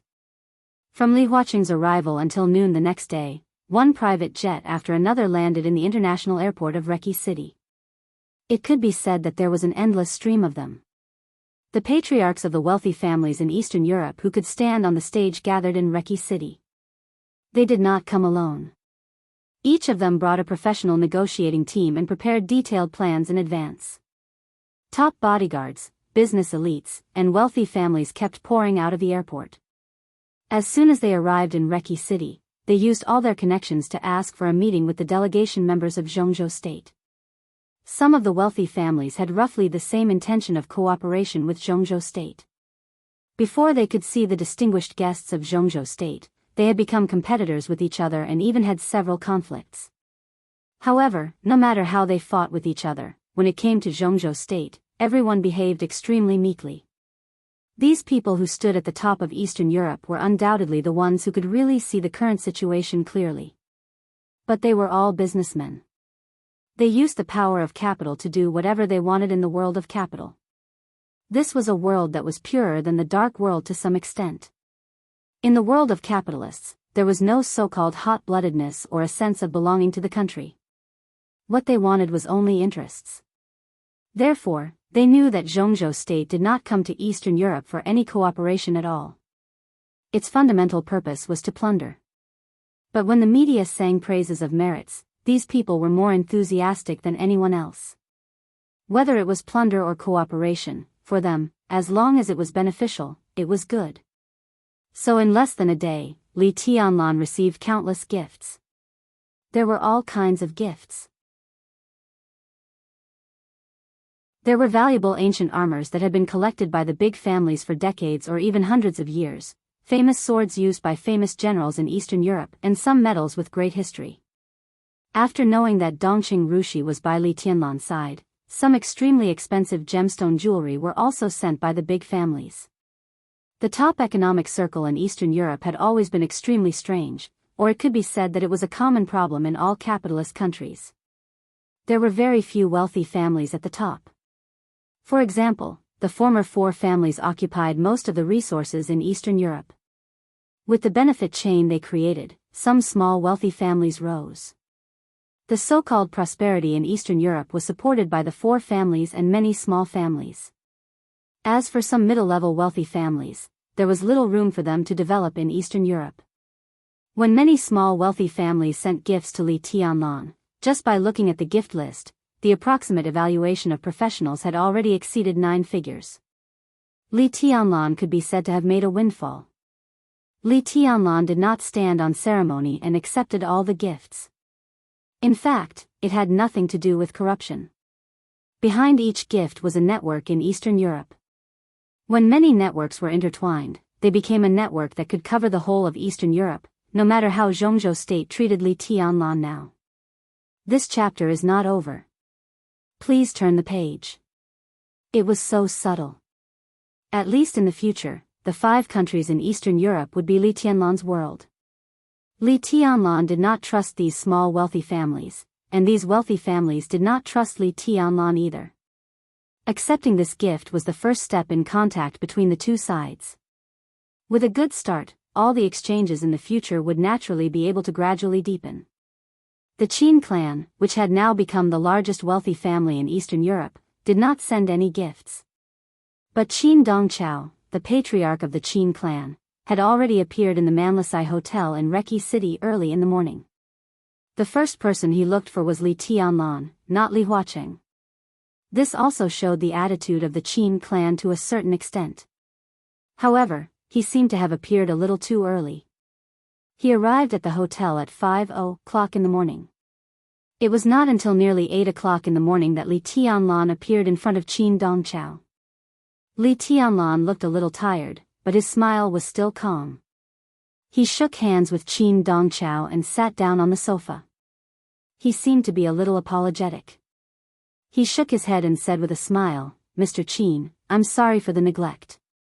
He had not come back since he left the office of the president yesterday. It was already late at night after he chatted with the master of Samsara Palace. Then Dongqing Rushi sent him another document. When he finished reading it overnight, it was nearly 3:00. Qin Weibai had been staying by his side after taking a shower. While he was reading the document, she was watching him. He could not let down the beautiful scenery and the beautiful woman on such a good day. Li Tianlan forced himself to read the document calmly and immediately turned into a beast. He held the delicate body that was enough to make the world crazy and tossed it until dawn. Even when Qin Dongqiao had just arrived in Reki City, the last war between him and Qin Weibai had not ended. Li Tianlan received the call, but he was too lazy to move at that time. He slept for 2 hours in a daze. Finally, he struggled to get up and came to the Manlisai Hotel. "Your Highness is busy and has to take care of everything. I'm half the host. I'm a little ashamed that I didn't come until today." Qin Dongqiao shook his head with a smile. "I'll remember the Lin clan's contribution this time. Mr. Qin, you and I don't need to be so polite." Li Tianlan laughed. Dongqing Rushi came over with 2 cups of tea. When she put the tea beside Li Tianlan, her delicate little nose twitched. The unfamiliar but unforgettable fragrance entered her nostrils. Dongqing Rushi glanced at Li Tianlan and pursed her lips. Li Tianlan was a little embarrassed. He coughed and said directly, "Mr. Qin, did you come here today for tonight's dinner?" "Of course." Qin Dongqiao said with a smile. This patriarch of a wealthy family, who was deeply rooted in Eastern Europe beyond everyone's imagination, was in his 50s. Although he was still handsome, his face actually looked a little old. But his eyes were extremely deep, and his behavior was meticulous. His every move was full of energy, with a kind of power of a high position. He was steady, but extremely domineering. This is only part of the reason, and it's not even the main reason. Qin Dongqiao said softly, "The Qin clan cooperates with your highness. I believe that no matter what, your highness will never treat your friends badly." This was not a retreat for the sake of advancing, but a real serious explanation. Tonight's dinner in Reki City, to some extent, was the beginning of Zhongzhou State's division of the interests of the 5 Eastern European countries. All the interests of the 5 Eastern European countries would be held in the hands of Zhongzhou State. Zhongzhou State would use these interests to cooperate with the local wealthy families in Eastern Europe, digest them, and then tie them to their own chariots. This was a banquet, crazy and unimaginable. When the cooperation between Zhongzhou State and many wealthy families gradually deepened, and after completely squeezing the interests of the 5 Eastern European countries, Zhongzhou State would also start from each wealthy family to conquer, plunder, and squeeze the interests of other Eastern European countries besides the 5 Eastern European countries. These patriarchs of the wealthy families might not be able to see this, but sadly, no one cared about it at all. As Li Tianlan's staunchest ally, the weight of the Qin clan could not be overstated. Qin Dongqiao did not have to come to such a dinner. If he really came here because of the dinner, it not only showed that he did not trust Li Tianlan, but also showed that he was narrow-minded and wanted to make people laugh. "The main reason I came here today is to meet your highness. In addition, I am also very interested in some things in your highness's hands. I don't know if your highness can part with them." Qin Dongqiao said tentatively. "What things?" Li Tianlan felt a little strange. "I heard that your highness received a lot of gifts yesterday. I think if those small families are not stupid, they should all know that giving gifts is just the beginning. Since your highness has accepted them, you naturally have to wait for their further expressions. So if there is no accident, soon the real sincerity of each family should arrive. And what the Qin clan wants is this sincerity. Even a part of it is good." Qin Dongqiao said quietly. At this moment, he did not give people the feeling of shrewdness, but wisdom. Li Tianlan narrowed his eyes slightly and felt a little emotional. In fact, Qin Dongqiao was still wrong about one thing. The sincerity of each family was not about to arrive. Some of the families who reacted quickly had already sent their sincerity to Li Tianlan as soon as he received the gifts. This so-called sincerity was simple and shocking. Within one day, at least 20 small families wanted to cooperate with Li Tianlan and were willing to sell a part of their family's core business shares at a low price. The highest one was even willing to sell 45% of its shares to Li Tianlan, and all of them were at a low price. They invited Li Tianlan to jointly develop their family's current core business. No matter how small a wealthy family was, it was still a wealthy family. The core business of these wealthy families was equivalent to some core businesses of the whole of Eastern Europe. This was the information that Li Tianlan saw last night. It could be foreseen that this part of the wealthy families who reacted quickly at present was only the first batch. Perhaps in the afternoon, perhaps in the evening, perhaps in understanding, more and more wealthy families would continuously throw out their core businesses and invite Li Tianlan to jointly develop them. Li Tianlan could not give up these things. They could even be said to be his most important bargaining chip in Eastern Europe. As long as he took over the core businesses of these families, Li Tianlan would be equivalent to holding the core of the whole of Eastern Europe, which was a huge and unimaginable benefit. The only bad thing was that if he wanted to get such benefits, he needed to invest as much in the early stage. No one denied that this was a good thing. Li Tianlan's vision was not shallow enough. He really wanted to eat this big cake. The wealthy families sent their core businesses to him, and he really wanted to take them all. There was no hesitation, no problem. But the problem was, he had no money. End of this chapter. Bookmark for easy reading.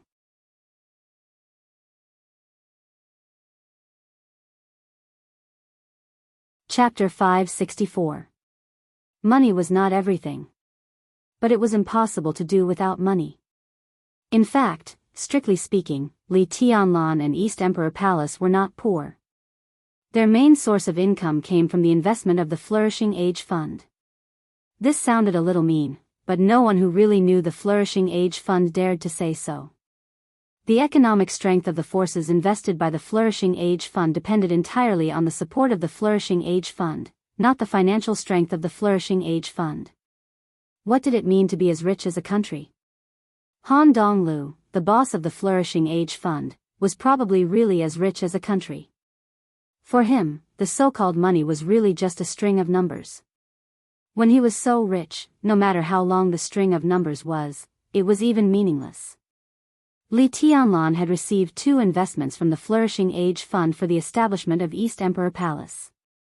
If the first investment was the so-called small amount, then the second investment of tens of billions of yuan was enough to be a real big amount. Moreover, the money had been in the account before Li Tianlan came to Eastern Europe. It was in the hands of Ning Qiansheng, and he took it to Tiannan. It was not a small sum of money anywhere. It was just that Li Tianlan wanted too much. The core business of any wealthy family in Eastern Europe, even if it was just a small share, could not be bought with tens of billions of capital under normal circumstances. Now, although they intended to sell it at a low price, it was completely different concepts to have no choice of dependence and tentative cooperation. This low price would not really be so low. With Li Tianlan's current funds, he could probably barely take over the core business of 2 small families, and this was still under the condition of giving up the investment of Tiannan. Li Tianlan really had no money. But he had a lot of choices. The Dongqing clan and even the entire giant group. The academics. The Flourishing Age Fund. He had chips in his hands, so he had countless choices. At present, what he was going to take over was part of the core business of almost all the families in Eastern Europe, including energy, military, aviation, real estate, media, construction, oil, minerals, automobiles, from the lifeline of the country to the clothing, food, housing, and transportation. All the core industries in Eastern Europe were in front of him. As long as he paid, he could take them away. As long as he had enough money, in the future, Li Tianlan could hold the heart of all Eastern Europe. With such a situation and such a general trend, would he be afraid that no one would invest? Therefore, Li Tianlan was not in a hurry at all. He was not in a hurry to call Han Donglu to ask for additional investment. On the contrary, he was still waiting for calls from the Flourishing Age Fund and many others. Now, the news had only spread for a day and the Qin clan came knocking on their door. 3 days later. 5 days later. More and more people would come to Li Tianlan for cooperation. This was a real big business. In front of Li Tianlan was a big cake, ripe, delicious, with expected benefits that could drive people crazy. This was his best chance since he entered the secular world. He really wanted to use this opportunity to build his own complete team. After a moment of silence, Li Tianlan suddenly smiled and said, "Mr. Qin, I can't rush this matter at the moment. You should understand. But I'm in a hurry." Qin Dongqiao said with an undisguised wry smile, "I can't wait to negotiate with Her Highness in the next second. As for the price, everything is negotiable." Li Tianlan drank his tea and said calmly, "You don't have to be in such a hurry. It's not a matter of urgency, but a matter of priority. In today's dark world, no one can question Her Highness's future. Now there is such a good opportunity.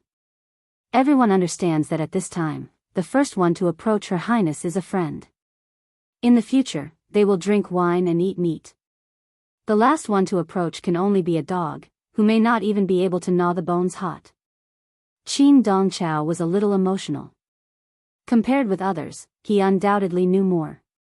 After all, the Qin clan could be said to be the first big force to contact Qin Weibai. So this time, Qin Dongqiao did not hesitate at all. He could see the end of this mess, and naturally, he could see Li Tianlan's position in the new era. Li Tianlan's foundation in Wulan State was now unshakable. After completely digesting Wulan State, Zhongzhou state would definitely plunder all the resources in Eastern Europe as soon as possible. His future position in Eastern Europe was completely unimaginable, so countless small families did not hesitate to take out part of their core interests, looking forward to being tied to Li Tianlan. If Li Tianlan took this interest, he would be the future core of Eastern Europe. Those families who cooperated with Li Tianlan could also take advantage of the situation to get more benefits from Zhongzhou state. This was a real win-win situation. As long as they leaned on Li Tianlan and had no other thoughts, they would not take any risks. This chapter is not over. Please turn the page. This was Li Tianlan's future position. For Eastern Europe, if Li Tianlan was stable, Eastern Europe would be stable. For Zhongzhou state, if Eastern Europe was stable, Li Tianlan would be stable. At this moment, Qin Dongqiao thought of the Samsara Palace and the Li family. In fact, he didn't know much about the Li family. The collapse of the Li family was vigorous. But when the aftermath of the collapse swept through Eastern Europe clapped its hands and cheered. At most, it felt a kind of joy after surviving the disaster. The shadow brought by the two highnesses of the Li family, who swept through the whole of Eastern Europe like a gale, had not been eliminated. Otherwise, Wulan state would not be so cowardly today. That was why the Samsara Palace was making arrangements here. Even though the old man of the Li family was no longer in the invincible realm, he was still awe-inspiring. He was making arrangements in Tiannan. That was a gift from the Li family to Li Tianlan. And the Samsara Palace was making arrangements in Eastern Europe. That was a gift from Qin Weibai to Li Tianlan. As long as Li Tianlan took over Eastern Europe and Tiannan, such a foundation was enough to build a new dynasty. Even an empire. Mr. Qin, you're too serious. Li Tianlan shook his head and said, those who can support me at this time are all friends.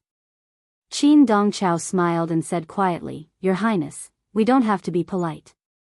Since Your Highness entered Eastern Europe, the Qin clan has spared no effort in supporting Your Highness. Not to mention that the second brother is still lying in the hospital, the power of the Qin clan is still strangling Violet and Morton. I'm not asking for credit from Your Highness. I just want to say that the Qin clan has never let Your Highness down. So today, I sit in front of Your Highness with a clear conscience. I think the Qin clan is qualified to sit in the same boat as Your Highness. Of course. Li Tianlan smiled without hesitation. He reached out and poured a cup of tea for Qin Dongqiao. He said seriously, I remember everything about the Qin clan. Qin Dongqiao nodded and said softly, in that case, Your Highness, I think we can still talk. Since we are all sensible people, it's more convenient to talk about it. Your Highness has a lot of chips in your hands. These chips are enough for Your Highness to set up a real team in Eastern Europe. The Qin clan can't take all of them, but it's not too much to want to take some, right? At this time, I think I should be able to talk to Your Highness. Li Tianlan smiled and handed Qin Dongqiao a cigarette. He narrowed his eyes and said, What's your intention, Mr. Qin? We don't want much. At present, there are about 4 families that have taken a fancy to you, such as the Cullen family. No matter how much they offer you, the Qin clan will bear this number for you and is willing to give Your Highness 30% more. As for the shares that the Cullen family gives you, the Qin clan wants 70%. He looked at Li Tianlan with calm eyes. Li Tianlan held the teacup and looked at Qin Dongqiao with a faint smile. All this seemed to be very good. The Cullen family was a big family in Wulan state.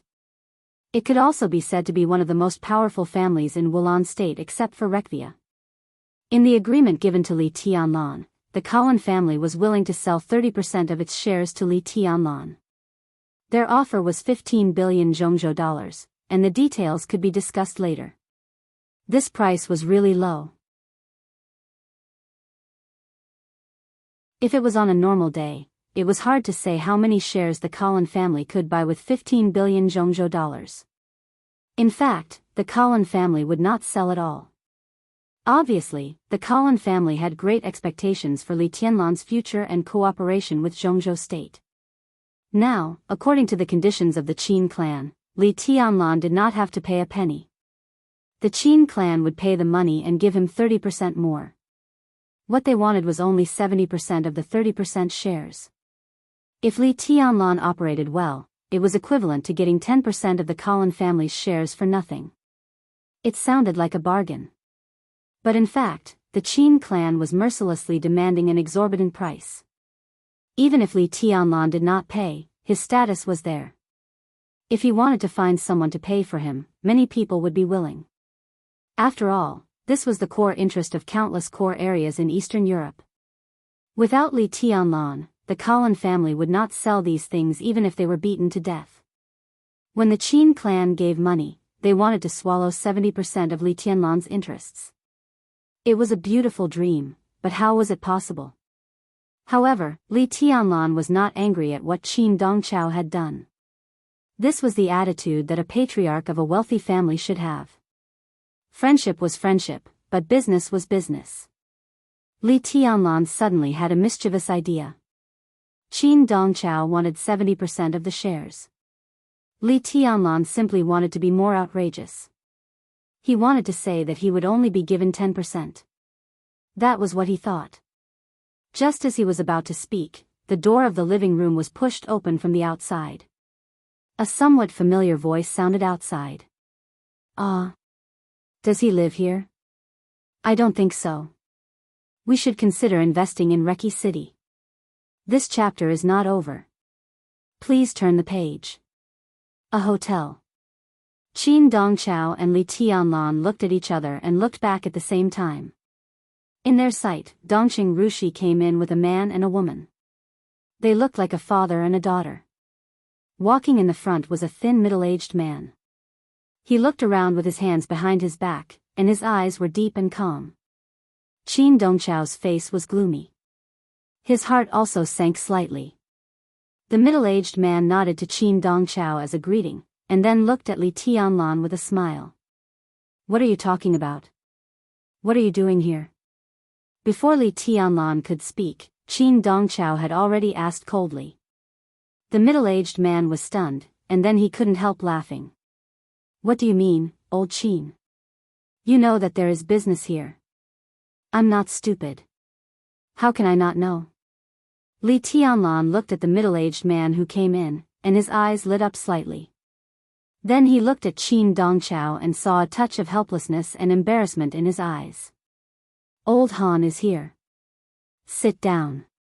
"Ah, Xinyan, sit down too. Rushi, go make tea." Li Tianlan stood up, full of enthusiasm. Not to mention Qin Dongqiao, even if this father and daughter faced all the economic giants, in terms of wealth, they could not be at a disadvantage. Han Donglu, the boss of the Flourishing Age Fund in Zhongzhou State. And his daughter, Han Xinyan. Li Tianlan and Han Donglu were not familiar with each other, but he called Han Donglu and Xinyan very naturally, which showed that they were very familiar with each other. Han Xinyan's body trembled slightly. In a trance, she seemed to see Li Tianlan raising the butcher's knife and slaughtering the entire Qin clan. Han Donglu sat down on the sofa and looked at Qin Dongqiao, whose face was gloomy. Then he smiled and said, "It seems that I came at the wrong time." Qin Dongqiao snorted coldly and said nothing with a sullen face. It was not his fault that he had no tolerance. The Flourishing Age Fund had just swept Eastern Europe more than a month ago. At that time, it was the time when the chaos of the Dark World swept toward Eastern Europe. An oligarch family in Snow Country was destroyed. In an instant, all financial funds were like sharks that smelled blood. The Flourishing Age Fund cooperated with the Wang family of Beihai as soon as possible, and a large amount of funds rushed into Eastern Europe. On the same day, financial giants all over the world heard the news, and the unimaginably strong funds instantly broke the financial order of Eastern Europe. Eastern European currencies rose and fell. In just a few days, the Flourishing Age Fund had taken away a lot of wealth from Eastern Europe, and part of this wealth must belong to the Qin clan. The Flourishing Age Fund had grown to the extent that everyone hated it but also feared it. Many people hoped to cooperate with the Flourishing Age Fund to plunder the wealth of other countries, but they were also wary of the Flourishing Age Fund attacking them as if they were facing a formidable enemy. Such a notorious financial fund, wherever its boss appeared, as long as it was not for cooperation, he would most likely be boycotted by all the wealthy patriarchs in the country. You came at the right time. Li Tianlan suddenly laughed. Old Han, I recently have more core shares of some Eastern European families, such as the Collin family. I was just talking to Mr. Qin about this issue. He intends to give me 30% more funds and take away 70% of the shares of the Collin family that belong to me. We are still talking about it. Qin Dongchao glanced at Li Tianlan expressionlessly. Li Tianlan smiled brightly. Qin Dongchao smiled bitterly in his heart and did not speak. Give him 30% more, but 70% of the shares? Han Donglu glanced at Qin Dongchao and said with a smile, the surname of the Qin clan shouldn't be Qin. It should be He. Qin Dongchao was furious and said with a black face, what do you mean? I brought the most professional analysis team of the Qin clan, we. Come on, as if everyone has a few analysis teams. When it comes to this kind of team, our Flourishing Age Fund can be said to be the top. Han Donglu smiled. The Collin family? He thought for a moment. Ah, the one in the military industry in Reki City? It just so happens that I'm also interested in this family. Tianlan, why don't you listen to my offer? Han Donglu said with a smile. Li Tianlan nodded and did not say anything. Well, I'll pay the same amount as old Qin. As for the shares, Han Donglu looked at Li Tianlan. There was a flash of complexity in his eyes. He said, I want 10%. How about it? Puff. Li Tianlan sprayed the tea he had just drunk onto Qin Dongchao. Qin Dongchao seemed to be unaware of it. He was stunned for a while before he suddenly stood up and said, Are you F***king crazy? That's it. Han Donglu waved his hand lightly. I've prepared the contract. I can sign it at any time. End of this chapter, bookmark for easier reading.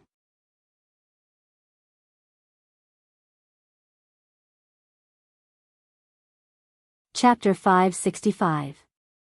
For a moment, Qin Dongchao even thought that the current situation was a trap set up by Li Tianlan and Han Donglu.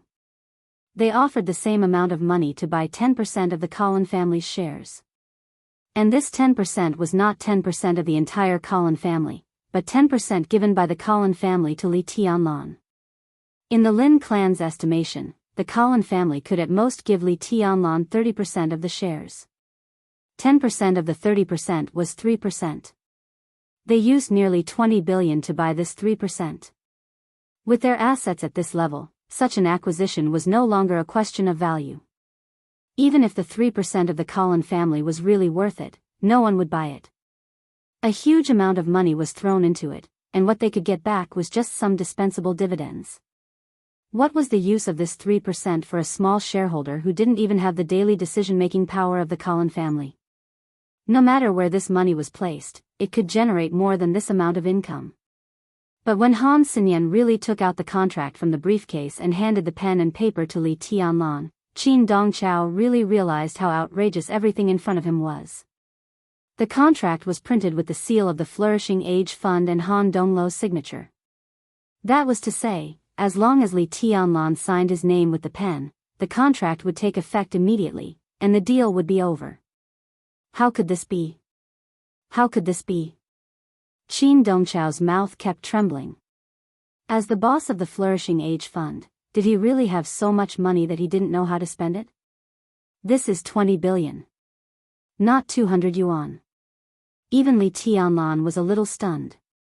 He subconsciously took the pen and paper handed over by Han Xinyan. For a moment, he was a little hesitant, not knowing whether he should sign or not.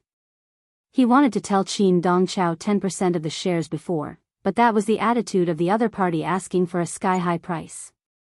In fact, this 10% was as outrageous as the 70% that Qin Dongchao wanted. If he took a step back, there would be room everywhere. However, Han Donglu directly set the shares at 10%. Is he really crazy? Is it fun to throw money like this? Han Donglu, we are sitting here talking about business. Do you have to make things difficult for me? Qin Dongchao took a few deep breaths. This chapter is not over. Please turn the page. His tone became calm again. I'm happy to spend some money to disgust you, Han Donglu said with a smile. Qin Dongchao's eyes sharpened. When he was about to speak, Han Donglu waved his hand and said, well, I can't spend money casually. Everyone is the same. But Qin, you are really stingy. I said 10% of the shares of the Colin family is 10%, and I mean 10%. This is the sincerity of the shares of the Colin family. I mean 10% of the shares of the Colin family. This is the sincerity of the shares of the Colin. Li Tianlan glanced at Han Donglu with doubts in his eyes. And then he said with, Han Li, he smiled and said. Qin is. And Qin, the Lu, he didn't Qin Tianli. He Donglu. Qin Dongchao felt a little helpless. He was the first to talk to Li Tianlan about cooperation. He just wanted to get some benefits. In business, he would not refuse to get more from Li Tianlan.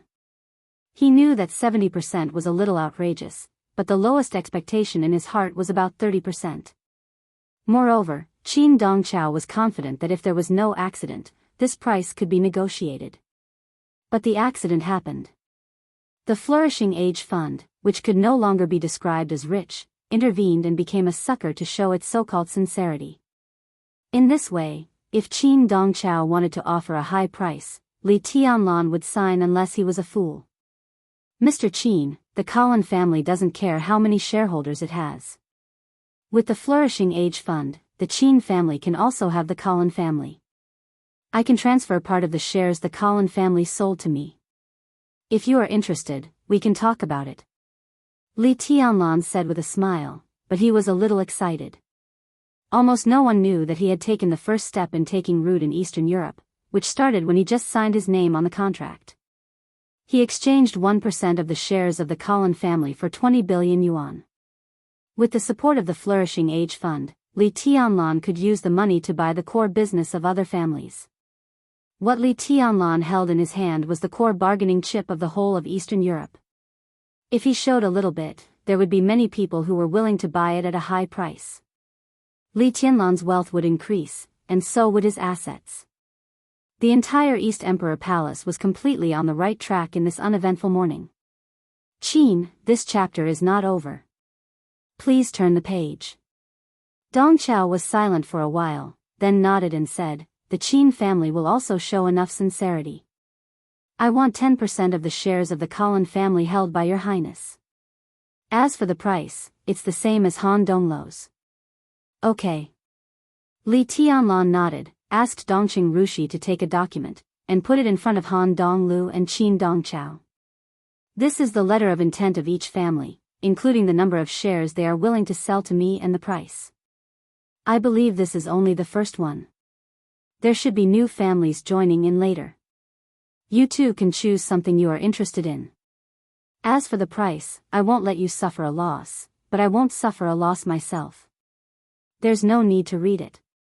Han Donglu pushed the document to Qin Dongchao, looked at Li Tianlan, and said with a smile, the Flourishing Age Fund wants a share of these businesses. I brought the professional team of the Flourishing Age Fund this time. You will receive the offer from the Flourishing Age Fund before tonight. Qin Dongchao's eyes twitched. He glanced at Han Donglu and said sarcastically, the Flourishing Age Fund is indeed the leading financial giant, but there are many industries in it. Han Donglu, aren't you afraid of choking to death? Industries? Han Donglu glanced at Qin Dongchao. For some reason, the patriarch of the Qin clan suddenly felt that the eyes of the financial giant in front of him became extremely strange for a moment. Then he shook his head with a smile and said softly, how can this be an industry? This is the whole of Eastern Europe. The business of the Flourishing Age Fund will expand to Eastern Europe recently, so I can buy as many of these things as Tianlan has. Money is not a problem. Li Tianlan laughed. His attitude was actually the same as Han Donglu's. When he was in control of Eastern Europe, he could have as many partners as Han Donglu. Projects and shares were not a problem. In the face of this once-in-a-lifetime opportunity, his ambition had been burning uncontrollably. He wanted to build a real empire based on Eastern Europe. The more people joined this feast, the more partners he would have, and the more stable the empire would be. Today was only the first day. But the Flourishing Age Fund and the Qin clan had joined in and become the giant pillars that could support his entire empire as stable as a rock. After the chaos in Eastern Europe, the new era had not yet arrived. But the empire belonging to Li Tianlan had already taken shape. End of this chapter. Bookmark for easy reading.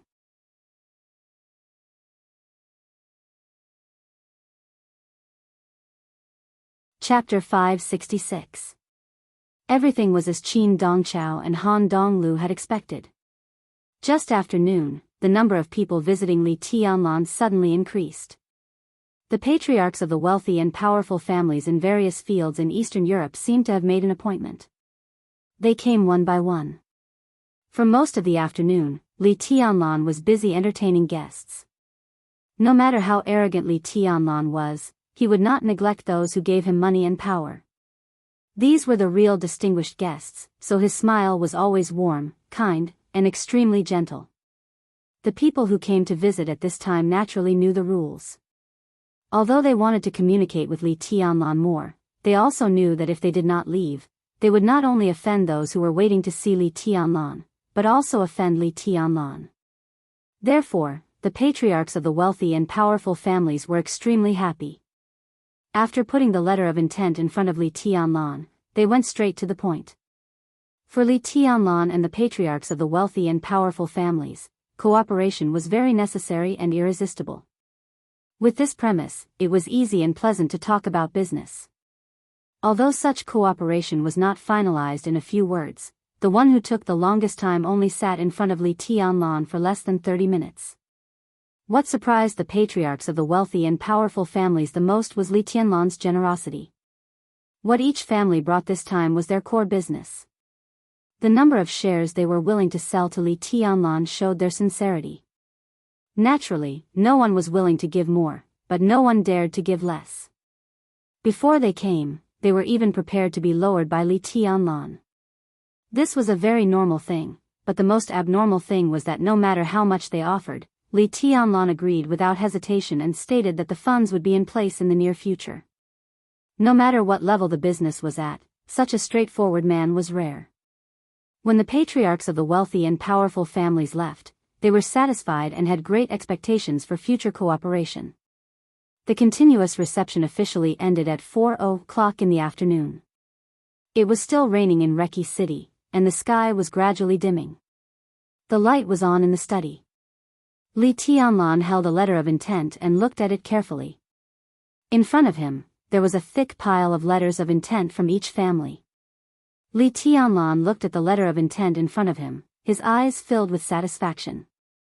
He didn't care about the price at all. Anyway, he had no money. No matter how much the other party offered, he couldn't afford it. However, with this letter of intent in his hand, a large number of people couldn't wait to pay for him. In this way, lowering the price became meaningless. What Li Tianlan needed to do was very simple: sign, take the money, pay, and then sit back and wait for the money. It was a pleasure working with you. It seems that people from Zhongzhou State should be transferred here to deal with these things. Li Tianlan put the letter of intent aside and sighed with emotion. Tribulation was in charge of the Snowdance Corps, so there was no need to worry. But he couldn't count on the iron-blooded soldiers of the Snowdance Corps for the cooperation at present. It involved dozens of wealthy families and countless core businesses, and the funds involved were unimaginable. In this kind of cooperation, both the investment and the income every day were enough to drive people crazy. Li Tianlan knew himself well. At least he couldn't handle these businesses with ease. Moreover, among the people he knew, there didn't seem to be any talent in this field. Except for Qin Weibai. Li Tianlan was silent for a while. I'll call my family and ask them to send someone over. Dongqing Rushi, who was accompanying Li Tianlan, said. Li Tianlan was stunned. Dongqing Rushi misunderstood him and said, "Don't you trust us?" "No, it's just that I didn't expect the Dongqing clan to have such a talent. Even if there is, it won't be easy to transfer them over, will it?" Li Tianlan laughed. "I'll figure it out." Dongqing Rushi was full of confidence. She paused and continued, "Han Xinyan can also help. You tell Han Donglu, and he will agree." Li Tianlan nodded. It was such a big cooperation. No matter how ambitious Han Donglu was, he couldn't let go completely. If Han Xinyan stayed, she could not only help but also reassure the flourishing age fund. Li Tianlan reached out and pinched Dongqing Rushi's nose. When he was about to speak, the phone suddenly rang. It was Qin Weibai's phone call. Li Tianlan picked up the phone and said with a chuckle, "You're up." On the other side of the phone, Qin Weibai. "This chapter is not over. Please turn the page." After a pause, she snorted with dissatisfaction and said with hatred, "You're not satisfied that I'm not tortured to death by you, are you?" Li Tianlan laughed, and his eyes inadvertently met Dongqing Rushi's. Dongqing Rushi's eyes were clear, and her face was innocent. Li Tianlan subconsciously stopped smiling and coughed. "Where are you?" Qin Weibai asked softly. "Still in the hotel." Li Tianlan patted the letter of intent beside him and said, "I dealt with some things." Qin Weibai was silent for a few seconds, and then said softly, "I'm leaving." Li Tianlan paused and looked up at his watch. "Mormons?" "Yes." "I'll see you off." Li Tianlan stood up without hesitation and hung up the phone directly. "Wait for me." Dongqing Rushi stood up and took a coat from the hanger. Li Tianlan hesitated, held her hand, and said, "Little Bai is here, but she's leaving soon. Come with me to see her off." "Ah, sister?" Dongqing Rushi said and looked at Li Tianlan. "Were you with my sister last night?" There was no jealousy in her tone, only curiosity. But for some reason, Li Tianlan suddenly felt a little guilty. He said vaguely, found a coat for Dongqing Rushi, and put it on. "Let's go. I'll find someone to prepare the car." Because the distance between the two hotels was not far, it took Li Tianlan only 10 minutes to get to the hotel where Qin Weibai was. In the hotel room, Master of Samsara Palace was still sitting in front of the window sill, looking at the wind and rain outside. Flaming Fire was sitting in the living room and drinking tea. The sound of a hairdryer was heard in the bathroom. Qin Weibai, in a white bathrobe, had just taken a shower. Her hair was wet, and she was standing in front of the mirror to dry her hair. Seeing him come in, Master of Samsara Palace turned around and nodded as a greeting. Flaming Fire didn't even raise her head. Li Tianlan glanced at her and ignored her. He just looked at Qin Weibai standing in front of the mirror and said, "Why are you in such a hurry?" "Something came up, and I have to deal with it." Qin Weibai sighed softly. She had promised Li Tianlan to attend the dinner tonight. She put down the hairdryer and walked out, sounding a little regretful. "Sister." Dongqing Rushi stood beside Li Tianlan and called. Qin Weibai was stunned for a moment, then smiled and touched Rushi's hair, saying softly, "Come in and sit down. Let me introduce you." Qin Weibai walked into the living room with Dongqing Rushi and said softly, "This is Dongqing Rushi." Master of Samsara Palace interrupted Qin Weibai. She glanced at Qin Weibai with calm eyes. "I know her." Qin Weibai was silent for a moment, then nodded and said to Dongqing Rushi, "This is my sister, Master of Samsara Palace." Dongqing Rushi didn't ask Master of Samsara Palace what her name was. Instead, she bowed seriously and said, "Greetings, Your Highness." Master of Samsara Palace glanced at her, and her eyes were a little intimate. At that moment, he didn't know whether it was an illusion or something else, but he seemed to vaguely see guilt in this touch of intimacy. He didn't know whether it was an illusion or a real emotion, but the master of Samsara Palace regained her indifference. She looked at Li Tianlan and asked, "Is Eastern Europe very lively today?" Li Tianlan answered, "Yes, mainly because my place is more lively." "I heard about it." Master of Samsara Palace said slowly, "Since all the big families want to be with you, this is a good opportunity." "What's your plan?" "It's hard to say at the moment." Li Tianlan shook his head. "This is indeed a good opportunity, but the business is too big, and many things are not easy to deal with. After returning home, I will arrange for people in this field to do business, to do big business, to the extent that it concerns the lifelines of several countries. I can't deal with it for the time being. If the Dongqing clan has talents in this field, they can borrow them first. Let me recommend 2 people to you." Master of Samsara Palace said. Li Tianlan took a deep look at her and asked, "Are they from Samsara Palace?" "No." Master of Samsara Palace shook her head. "This chapter is not over. Please turn the page. When you were in a coma, there was a rumor in Reki City. It's very popular." Li Tianlan was a little confused. "The rumor is that the Qin clan intends to unite with you by marriage and betroth Qin Qinyao, the eldest miss of the Qin clan, to you," Master of Samsara Palace said. Li Tianlan touched his nose subconsciously, shook his head, and said, "Ridiculous." Of course, he had heard of this rumor, but he had never taken it seriously.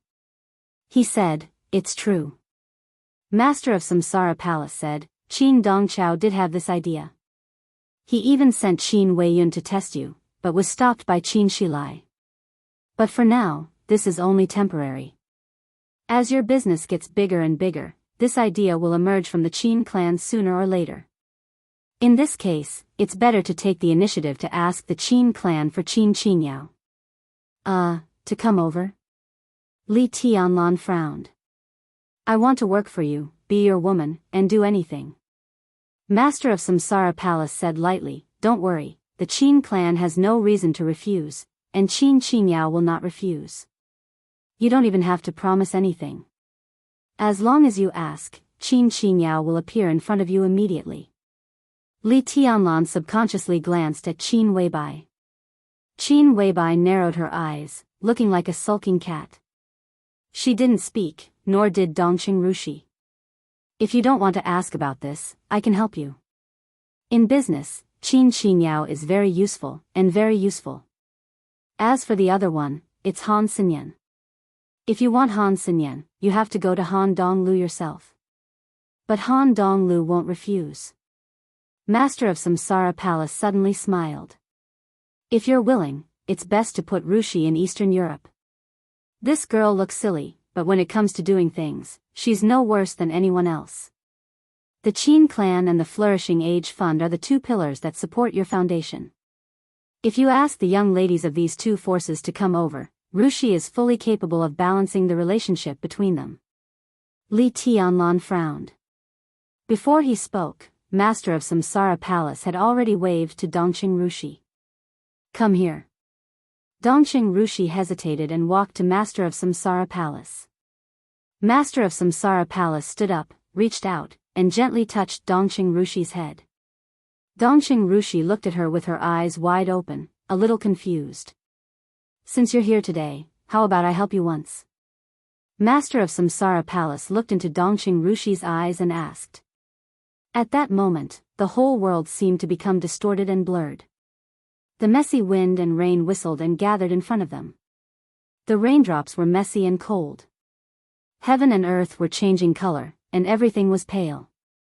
The vast snow covered the city without warning. The tall buildings turned into mountains. The lone peak stood tall, and the world was vast. Dongqing Rushi's eyes were dazed and dull.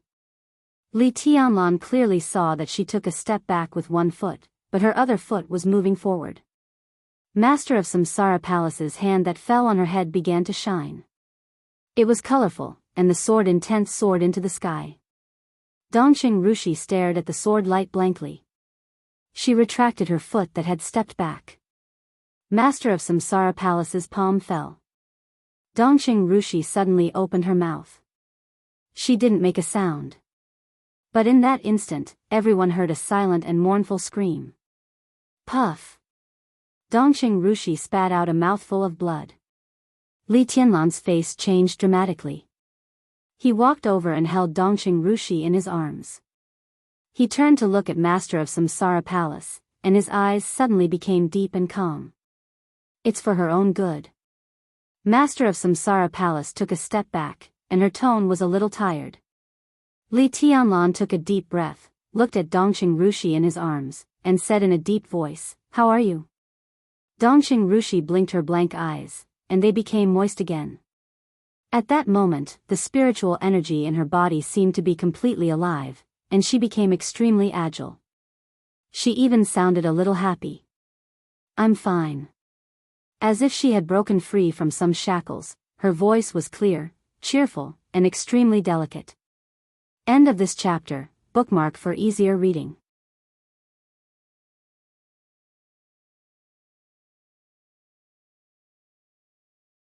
Chapter 567. Li Tianlan looked at Dongxing Rushi seriously. The scene in front of him seemed to be beyond his understanding, but vaguely, he seemed to catch something. It was so vague that he was at a loss. After vomiting blood, Dongxing Rushi's breath was still stable. She seemed to have no injury, but her spirit became a little sluggish after the initial excitement. She leaned in Li Tianlan's arms, reached out her hand, and grabbed his ear. She murmured, "I'm so sleepy. I want to sleep. Go to my room." Qin Weibai said softly, "It's open until tomorrow. She can have a good sleep." Li Tianlan glanced at Qin Weibai, nodded, and carried Dongxing Rushi. Her room was open until tomorrow. Did it mean that she had known that Dongxing Rushi would come? She had prepared for everything in front of her. He carried Dongxing Rushi to Qin Weibai's room. When he put her on the bed, Dongxing Rushi, who couldn't open her eyes, had fallen asleep.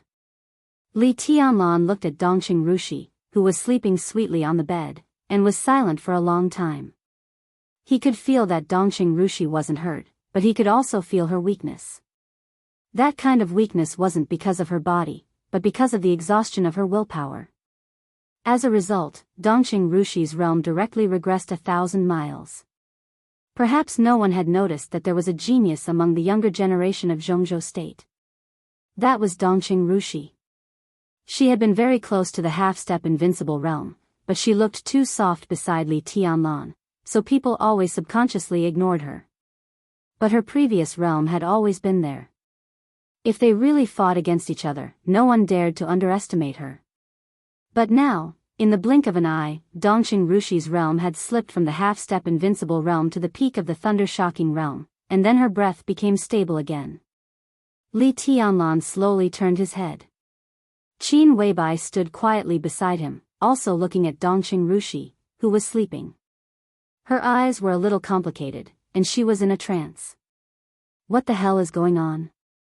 Li Tianlan asked, and his voice was calm. "This is indeed for her own good. No one wants to harm her, but in her current state, there is no good opportunity, and no one can help her. When she is by your side, her heart is the most relaxed, and it is also the time when her instincts are the most relaxed. Moreover, during this period of time, her condition is very good, so sister took the risk to help."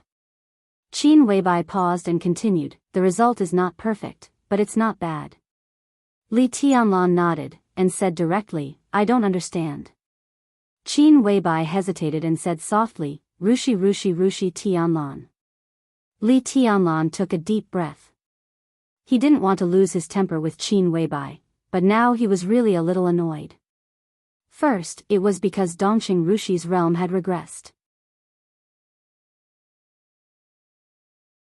Second, it was because of the negative emotions brought about by things that were beyond his control. He, who had become more and more used to controlling everything, especially disliked this feeling. He took out a cigarette, lit it, and took a deep puff. Her mental state is extremely poor now. Her injuries are not only physical, but sometimes mental injuries are even more serious. Her mental strength is at most half of her normal state. That's half. Qin Weibai said, Rushi's normal state has always been abnormal. Now she is really normal. She looked at Li Tianlan with gentle eyes and said quietly, have you forgotten Dongqing Yueshan? It was as if someone had poured a bucket of cold water on his head in the dead of winter. Li Tianlan's body shuddered violently, and he could no longer speak. He had indeed forgotten. From Zhongzhou State to Eastern Europe, and then he and Dongqing Rushi were lying in the same bed. Li Tianlan couldn't remember how long it had been since he last saw Dongqing Yueshan's personality. In front of him, it had always been Dongqing Rushi, lively, obedient, well-behaved, and charming. The sharp personality that belonged to Dongqing Yueshan had never appeared from beginning to end. Rushi has two personalities. Dongqing Yueshan's personality is very independent, and she is also very aggressive. Silly Tianlan, that personality is not like this. She may not have any good intentions towards you. Just now, when my sister attacked, she directly crushed Dongqing Yueshan in the spiritual field and severely injured her personality in an instant. Although that personality has not completely disappeared, it is destined not to appear for a long time. Without the support of this personality, Rushi will naturally be weak. But now, Rushi is simply her. At this moment, Li Tianlan suddenly thought of a scene from a long time ago. It was the final battle of Heaven Capital more than 3 years ago. Before the final battle, on the night when they were investigating in Chengdao, Dongqing Rushi's blade was indeed very close to his body at a certain moment. But it was stopped by Du Hanin that time. After such a long time, Li Tianlan had long understood that it was Dongqing Yueshan who pretended to be Dongqing Rushi's personality at that time. If Du Hanin hadn't taken action in time, it was hard to say what would have happened to Li Tianlan, who was completely defenseless against Dongqing Yueshan. Li Tianlan rubbed his forehead and asked, why did Dongqing Yueshan want to kill me? Who knows?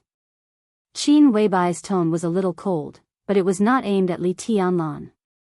It's not surprising that this kind of distorted personality can do anything. Now, although my sister has hurt her badly, she hasn't completely destroyed her. Sooner or later, she will appear again. We have to find a chance to make her disappear completely. Li Tianlan smoked for a long time and then said slowly, I'll pay attention. Qin Weibai said no more. She took Li Tianlan's palm and said softly, it's safe here. Let her sleep. Let's go next door. I have something to give you. Li Tianlan silently turned around and closed the door. In the suite next door, Flaming Fire was not drinking tea. The master of Samsara Palace had stood up and was ready to leave at any time. Li Tianlan looked at her back, and his heart became more and more complicated. He took the initiative to say, if there's anything I can help Mormons with, just tell me. I'll do my best. Even those who didn't know about the dark world could understand the power of doing his best at this time. That was all the overt and covert forces of the Snowdance Corps, countless wealthy families in Eastern Europe, and even the entire giant group of Zhongzhou State, Sai City, and the Li family. This was Li Tianlan's full effort. No need. The master of Samsara Palace turned to look at Li Tianlan. After a long time, she shook her head and said, I can handle it. After a pause, she continued, besides, it's my battlefield. Li Tianlan shook his head and said blandly, in my opinion, there's no need for this so-called battlefield to exist. It doesn't make sense to say this. The master of Samsara Palace laughed. Everything has started. It's too late. It's too late to say anything. The sky was completely dark. The strong wind and heavy rain fell from behind her. All the stories, in this era, and all the grievances should be put to an end by someone. The master of Samsara Palace said softly, the former chosen one will become a thing of the past, and the new chosen one has risen. Do you remember what I said? Don't let yourself down in anything in the world. Don't let yourself down, and don't let him down. I once ended the era of the Chosen One. Now, I'm opening a new era for the new Chosen One. The master of Samsara Palace's smile was light and emotionless. My whole life, her voice gradually deepened. My whole life, there seemed to be a huge weight stuck in Li Tianlan's throat. He stared at the master of Samsara Palace in a daze and couldn't say a word. The master of Samsara Palace took a deep breath and took a notebook with a blue cover. She said softly, "This is for you." Li Tianlan took it and glanced at Qin Weibai subconsciously. The notebook in his hand was extremely old. It seemed to be the one that Qin Weibai had held before. Whether the content was the same or not, at least it was the same from the outside. This is, standing in the supreme realm of the Chosen One, his understanding of the Li family's swordsmanship, the Wang family of Beihai's swordsmanship, and the 10 skills of true martial arts of Kunlun City. The master of Samsara Palace said slowly, "This is the martial arts belonging to the supreme realm." He killed many enemies in his life. He recorded all the martial arts that caught his eye. He also recorded his own evaluation, understanding, and coping methods, as well as his own way of using power and unique skills. These are the thoughts of the Chosen One. You can use them as a reference. Just take a look. Li Tianlan's heart suddenly trembled. He flipped through the notebook with a blank mind. The 6 paths of reincarnation sword. The 24 moves of sword. The 10th unique domain. The 30-meter mortal world. The glory of the holy hall. The shadow world. Raining sword with Jifeng. Countless unique skills that shocked the dark world flowed on the paper one by one. Li Tianlan couldn't describe his feelings. If the dark world was a bigger Jianghu, then the thing in his hand was the so-called secret book that could make all the people in Jianghu crazy. This gift could be said to be extremely heavy, so heavy that even his fingers were trembling. Li Tianlan opened his mouth. "Don't refuse." The master of Samsara Palace said slowly, "This should belong to you. It should have been given to you." Li Tianlan's expression was complicated. He still didn't know what his relationship with Dongqing Huangtu was. But the existence of the Chosen One was no longer illusory. The blue notebook in his hand was the most important evidence. The real Great Way was in his hand.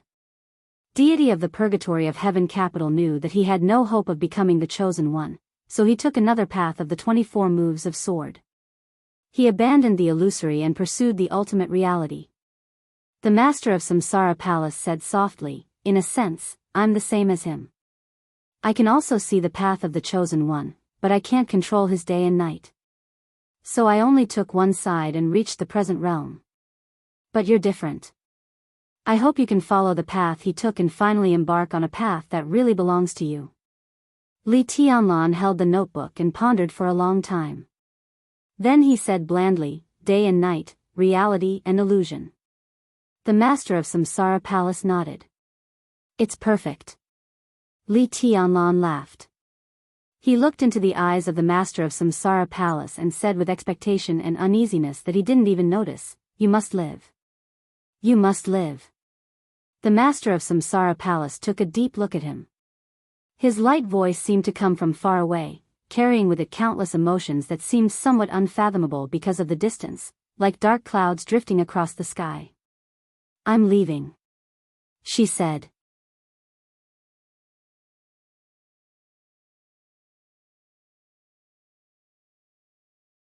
Chapter 568. Snow Country, Mormons. Tian walked out of the ancient small castle expressionlessly. Facing the heavy rain, he did not look back. Deity looked at his back quietly, and his aura became more and more real. Since about half a year ago, every time the two met, they parted on bad terms. They had saved each other's lives more than once. They had gone through thick and thin together and fought side by side, but neither of them could persuade each other. With Tian as the leader, the cracks in the entire purgatory of Heaven Capital seemed to have become more and more obvious. Deity never sighed with emotion or wavered, just like his eyes when he looked at Tian's back at this moment. Apart from calmness, there was only stubbornness in his eyes. The wind and rain were like knives. Tian did not evaporate the rain around him. He walked against the heavy rain and wiped the rain off his face. It was cold and rainy in Eastern Europe, and the polar night was still the same. In the cold and dark environment, his eyes were as bright as cold stars, and he looked more and more indifferent. Daybreak, dressed in white, looked at Tian in front of the castle with a complicated look in his eyes. Tian nodded to him, but his footsteps did not stop. "How is it?" Daybreak took the initiative to ask. Tian paused and said hoarsely, "After the final battle, I will go to Tiannan." In his several conversations with deity, this was the final result. Tian was very satisfied with this result, but he definitely did not like it. He did not like this result, not at all. "Why do you have to do this?" Daybreak sighed softly. "Yes, why do you have to do this?" Tian repeated and shook his head. He walked into the wind and rain, and the two passed each other. "That's for the best." "Did you think about me when you went to Tiannan?" Daybreak suddenly asked. His tone was very slow, almost enunciating each word, with indescribable weight. Tian's steps forward suddenly stopped. He stood in the rain. The wind and rain, like knives, instantly wet his whole body. After a long time, Tian said slowly, "You and I have been friends for many years. I want you to tell me the truth. Do you think His Highness did the right thing?" Daybreak had nothing to say. He shook his head. "I will not question any decision made by His Highness. Not questioning doesn't mean he is right." Tian said faintly, "Wrong is wrong. For so many years, the Li family has been holed up in the border, and people have been coming out from there to go to the purgatory of heaven capital. But has your highness ever gone back once? Have you ever gone back even once? None of you know the life there. The Li family has suffered for so many years and been in despair for so many years. Everyone regards the young master as the Li family's future hope, a little hope squeezed out of despair. Now that I have come to the purgatory of heaven capital, he told me that the young master is not worthy, and you also think that the young master is not worthy." "Huh, not worthy?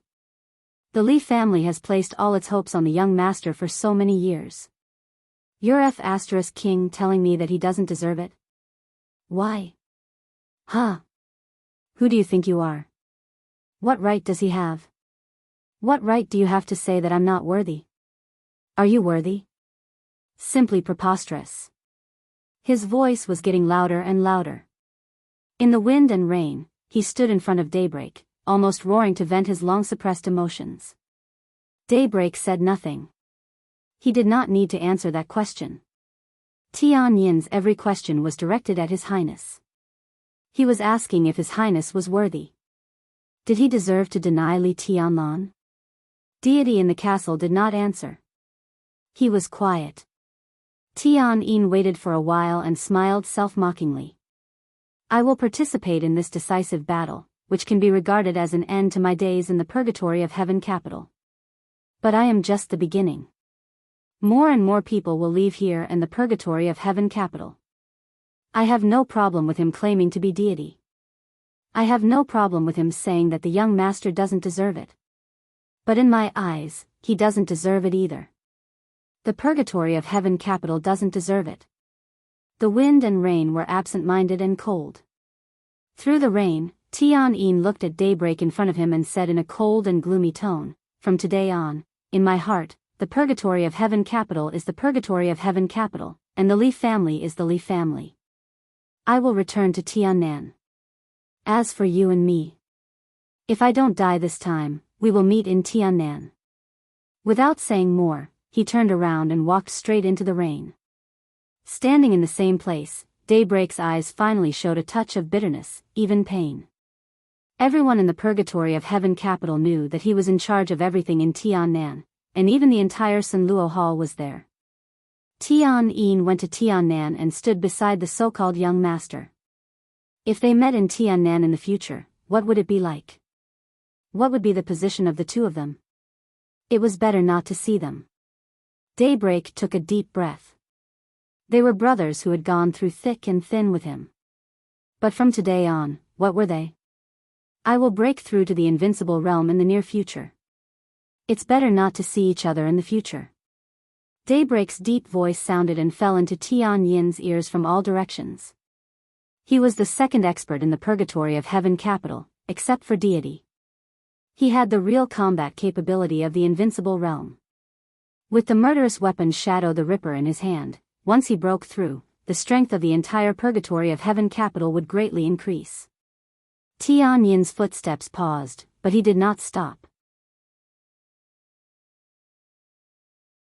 In the dark world, there were very few experts who broke through to the invincible realm after the age of 40. For martial arts, 40 years old was a person's peak period, but it was also the period when one began to go downhill from the peak. But nothing was absolute. There were very few such people, but it didn't mean that there were none. After all, deity had made the achievements he had today even though his foundation was almost completely destroyed after the War of Treason. Daybreak stood where he was and watched Tian Yin's back disappear. He didn't move for a long time. Come in. Deity's voice sounded in his ear. Daybreak silently turned around and walked into the castle. Deity stood alone in the hall of the castle, admiring a medieval armor placed in the hall. Hearing Daybreak's footsteps, he shook his head slightly. It's useless. He said, we all know him very well. We were able to walk together because we were like-minded. Now we have different paths and can't work together. Let him go. Do you think Tian Yin is wrong? Daybreak asked after a moment of silence. Wrong? Deity smiled. We are not children anymore. How can there be right or wrong in everything in the world? There is no right or wrong in the world, but we do. Daybreak's voice trembled a little. We are on the same side.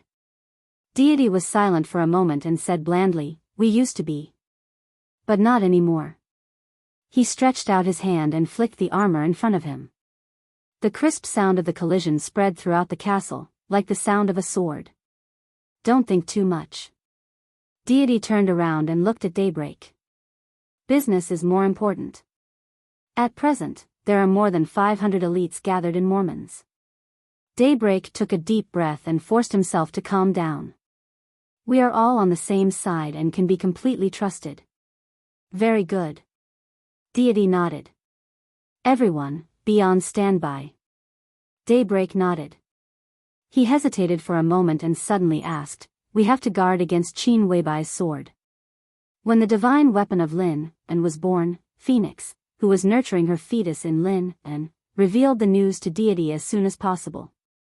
Daybreak had already felt the power of the sword just from the oral description.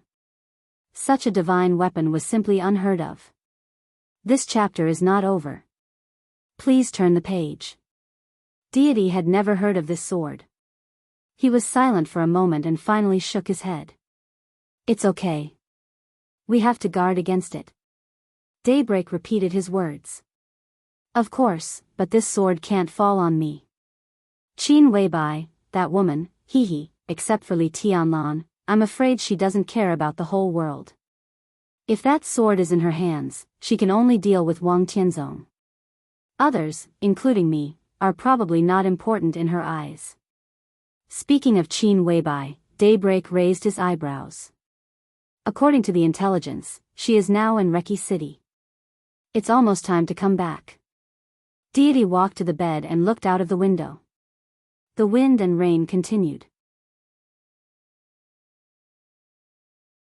In this place where there was no sunlight for 24 hours, the darkness seemed to have become the only eternal color. The darkness, the heavy rain, everything became more and more violent, colder, and more messy. Deity stared into the distance and whispered to himself, it's about to start. The morning sun rose on Mount Dibbing. Summer Solstice, who was dressed in splendid clothes, solemnly walked out of the laboratory with a huge wooden box in her hands. In many cases, Firmament, who could represent the Wang family of Beihai in the dark world, stood outside respectfully. As soon as Summer Solstice came out, Firmament's eyes fell on the wooden box in her hand. The huge wooden box was nearly 3 meters long and 1 meter wide. It was black and extremely heavy. Firmament's eyes suddenly became fanatical, and his body even began to tremble slightly. Summer Solstice handed the wooden box in her hand to Firmament and said calmly, "Take it to Eastern Europe and give it to Tianzong." This is... Jiao. Firmament's voice was messy and in a trance. "This is the coldness of 9 states." Summer Solstice whispered, "The first divine weapon in the dark world." Firmament took a deep breath and carefully held the wooden box. For a moment, he did not dare to move. "You go now." Summer Solstice said calmly, "The private plane is ready." "Go now." "I'll go too." A voice suddenly sounded, warm and peaceful. Summer Solstice raised her eyebrows and turned her head. In her sight, a slender young man walked over with his back to the morning sun. The sun shone on him. Vaguely, every pore on his body seemed to be emitting a faint fire. Summer Solstice blinked. The young man walked up to her and whispered, "Mom, I'll go." "Xingxiao, you..." Summer Solstice looked at Wang Xingxiao in a daze. For a moment, she felt that her son was a little strange. Since the final maneuver, Wang Xingxiao, who was known as the heavenly son of Beihai, had been silent on Mount Dibbing. His sword strike at the cost of his realm was still easily defeated. No one knew what he had experienced in his heart after such a crushing defeat. On the day when the coldness of 9 states was cast, there was movement for the first time in the place where Wang Xingxiao was silent and meditating. It was not until today that he really came out. At this moment, Wang Xingxiao seemed to be no different from usual, but Summer Solstice always felt that there was something different about him. "I'll go to Eastern Europe with Firmament." Wang Xingxiao repeated his request calmly. "But you're only..." Summer Solstice frowned. She wanted to say that he was only in the fire-flaming realm now, but as soon as she said it, she suddenly felt that something was wrong. Now Wang Xingxiao was indeed still in the fire-flaming realm. But the fire-flaming realm could no longer represent his current strength. In Summer Solstice's perception, the current Wang Xingxiao was completely a ball of fire. He looked gentle and calm, but he was always burning. Every flame was unimaginably hot and violent. At this moment, a word suddenly came to Summer Solstice's mind. "Rebirth from the fire." "How's your strength now?" Summer Solstice suddenly asked. Wang Xingxiao thought about it seriously and said frankly, "I'm still no match for Li Tianlan." He paused and continued, "I mean Li Tianlan in the final maneuver state." Summer Solstice was silent for a moment. It was not long before the first day of the final maneuver. But now, Li Tianlan was obviously stronger than he was at the beginning. "You may not know yet." Summer Solstice whispered. During this time, Jiang Shangyu kept breaking the realm overnight. Now he is a superior a half step to the invincible realm. Wang Xingxiao raised his eyebrows and said, "I knew he was not simple." He knew what his mother meant, so he thought about it and said, "It's okay. Even if I can't beat him now, he can't beat me." He reached out his hand. A tiny flame appeared in his hand. The flame seemed weak, but it was beating very violently and endlessly. Summer Solstice's eyes lit up. That was the real emotion of amazement. Firmament's body tightened subconsciously. Looking at the flame in Wang Xingxiao's hand, his eyes were extremely solemn. Wang Xingxiao's tone was a little emotional and a little complicated. "The 4 realms of martial arts have delayed me for many years. It's good that you can figure it out." Summer Solstice smiled. At this moment, it seemed that even the rising sun had dimmed a little. She took a step forward, tidied her son's collar, and whispered, "Go ahead. Be careful." Wang Xingxiao nodded, hugged Summer Solstice gently, and turned around. Firmament handed the huge wooden box in his hand to Wang Xingxiao. Wang Xingxiao took it. The huge wooden box shook slightly with a happy emotion. Wang Xingxiao and Firmament went straight down the mountain and rushed to the airport at the foot of the mountain. There, the silver-gray special plane with the medal of Firmament and C engraved on the fuselage was ready. They would go directly to Eastern Europe. The whole of Eastern Europe, Wang Tianzong, and the whole dark world.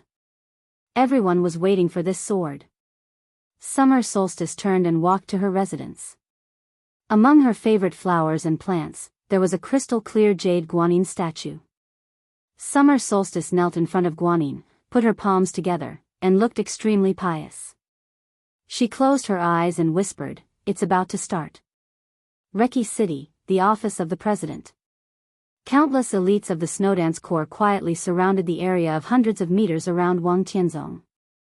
Tribulation stood in front of the office of the president, his eyes focused.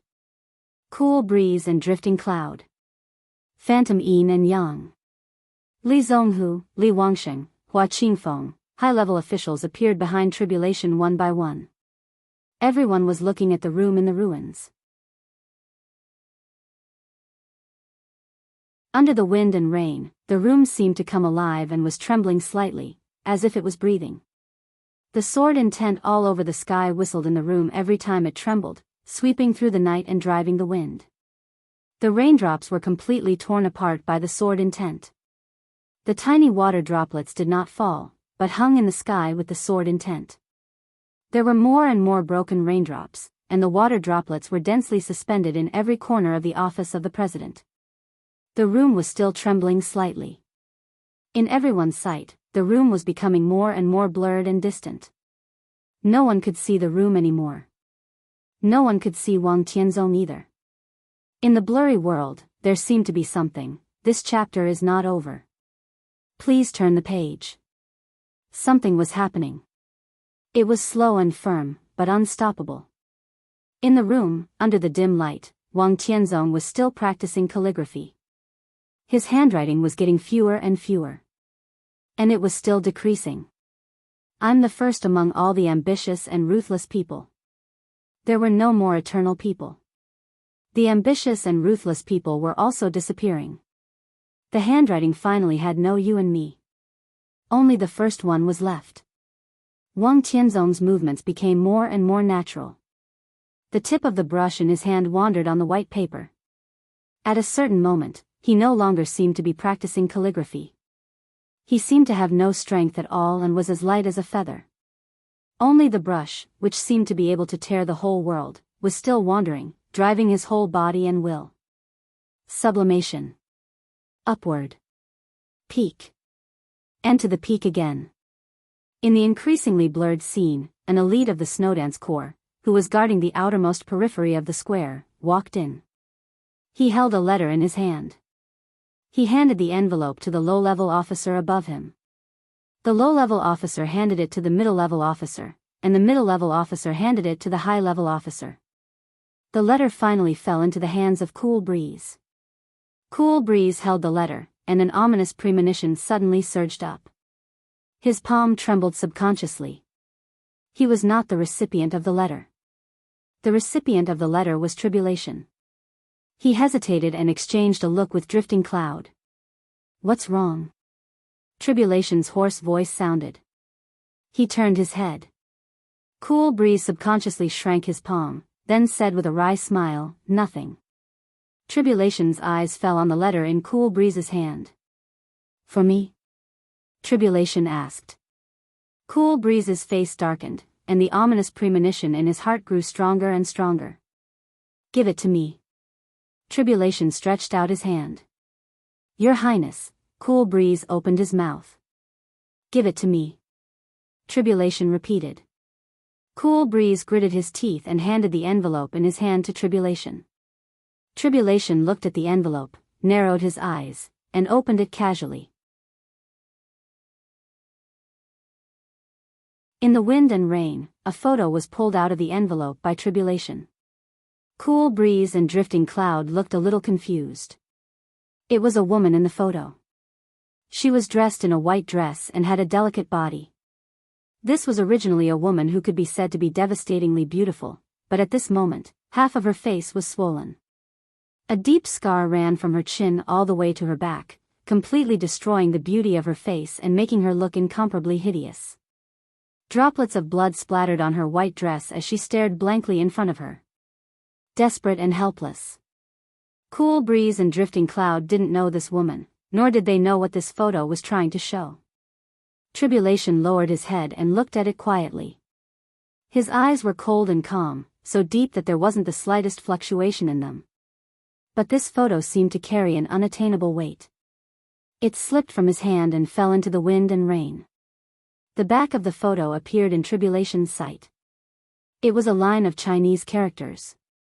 It was crooked, but every stroke carried a strong sense of anger and domineering. My glory is in Mormons. Heretic, come and die. Heretic. There was only one force in the world that could use this word. The Vatican. And there was only one person in the whole Vatican who was qualified and confident to let Tribulation go and die. Saint War Angel Arcis. But why did the Vatican believe that Tribulation would pass just based on this photo? Cool Breeze and Drifting Cloud frowned. Almost at the same time, they thought of a message that no one in Sai City mentioned, but everyone had heard of. White dress. White dress. Holy Virgin Angel? Cool Breeze and Drifting Cloud's expressions changed. Your Highness? Cool Breeze called tentatively. Tribulation didn't speak or move. He kept his head down and looked at the photo in the rain. His aura was disappearing. All his vitality began to converge, and finally, there was nothing left. That was the extreme of the whole person. He was desperately converging and finally became barren. Cool Breeze subconsciously reached out and touched Tribulation. Your Highness, he didn't finish his words. His palm passed through Tribulation's chest. Tribulation's figure began to twist and shake. He didn't know when it stopped where he was, but a shadow. Cool Breeze, whose face changed dramatically, was about to turn around. In the room, Wang Tianzong's stroke fell again. There was only one word. One. One word was like a sword. In an instant, the hazy and violent sword energy broke through the room. A circular ripple swept across the whole square in the most fierce and arrogant manner, and finally went straight into the night sky. The vast and endless sword energy was like a dragon, surging like a tide. The hazy and clear sword light was endless, and it directly broke the whole sky. Wherever his vision passed, the entire sky was shattering, and black ripples appeared one after another in the transparent space. The messy rainwater seemed to fall from countless worlds, but it was shattered by the sword intent, turning into ice crystals one after another. There were more and more ice crystals. From top to bottom, they spread out in all directions and covered the whole square in an instant. With Wang Tianzong's room as the center, countless ice crystals with sword intent continued to spread out. Cool Breeze kept turning around and froze in place. Drifting Cloud stretched out his palm and froze. Li Zhonghu raised his head in confusion. Hua Qingfeng was frowning. The yin and yang phantom seemed to want to take a step. Tribulation's shadow was twisting. It froze. All froze. Tens of thousands of people, the whole square, and the whole Snowdance Corps were completely frozen in an instant. In other words, they were directly imprisoned in place by the unimaginable majestic sword energy. The whole square was dead silent in an instant. Everyone kept the posture of that moment, motionless. Only the sword intent was still whistling between heaven and earth and kept spinning. In the room, Wang Tianzong raised his head and looked to the south. His sight seemed to cross Eastern Europe, snow country, the vast Beihai, and fell on Mount Dibbing. The sun was rising there.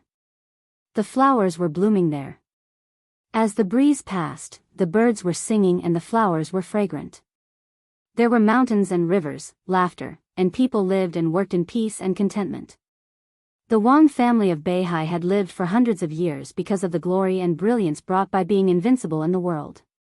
But now, at this moment, this night, the new glory was right under his feet. Wang Tianzong looked in that direction. His eyes were full of undisguised attachment and love, so heavy and affectionate. He would sweep through this era. Then he would return there and continue to rush to the highest peak with the Wang family of Beihai. He would go back. He must go back. Wang Tianzong clenched his fists. He looked at the island and the mountain in Beihai and whispered, "Wait for me." End of this chapter. bookmark for easier reading.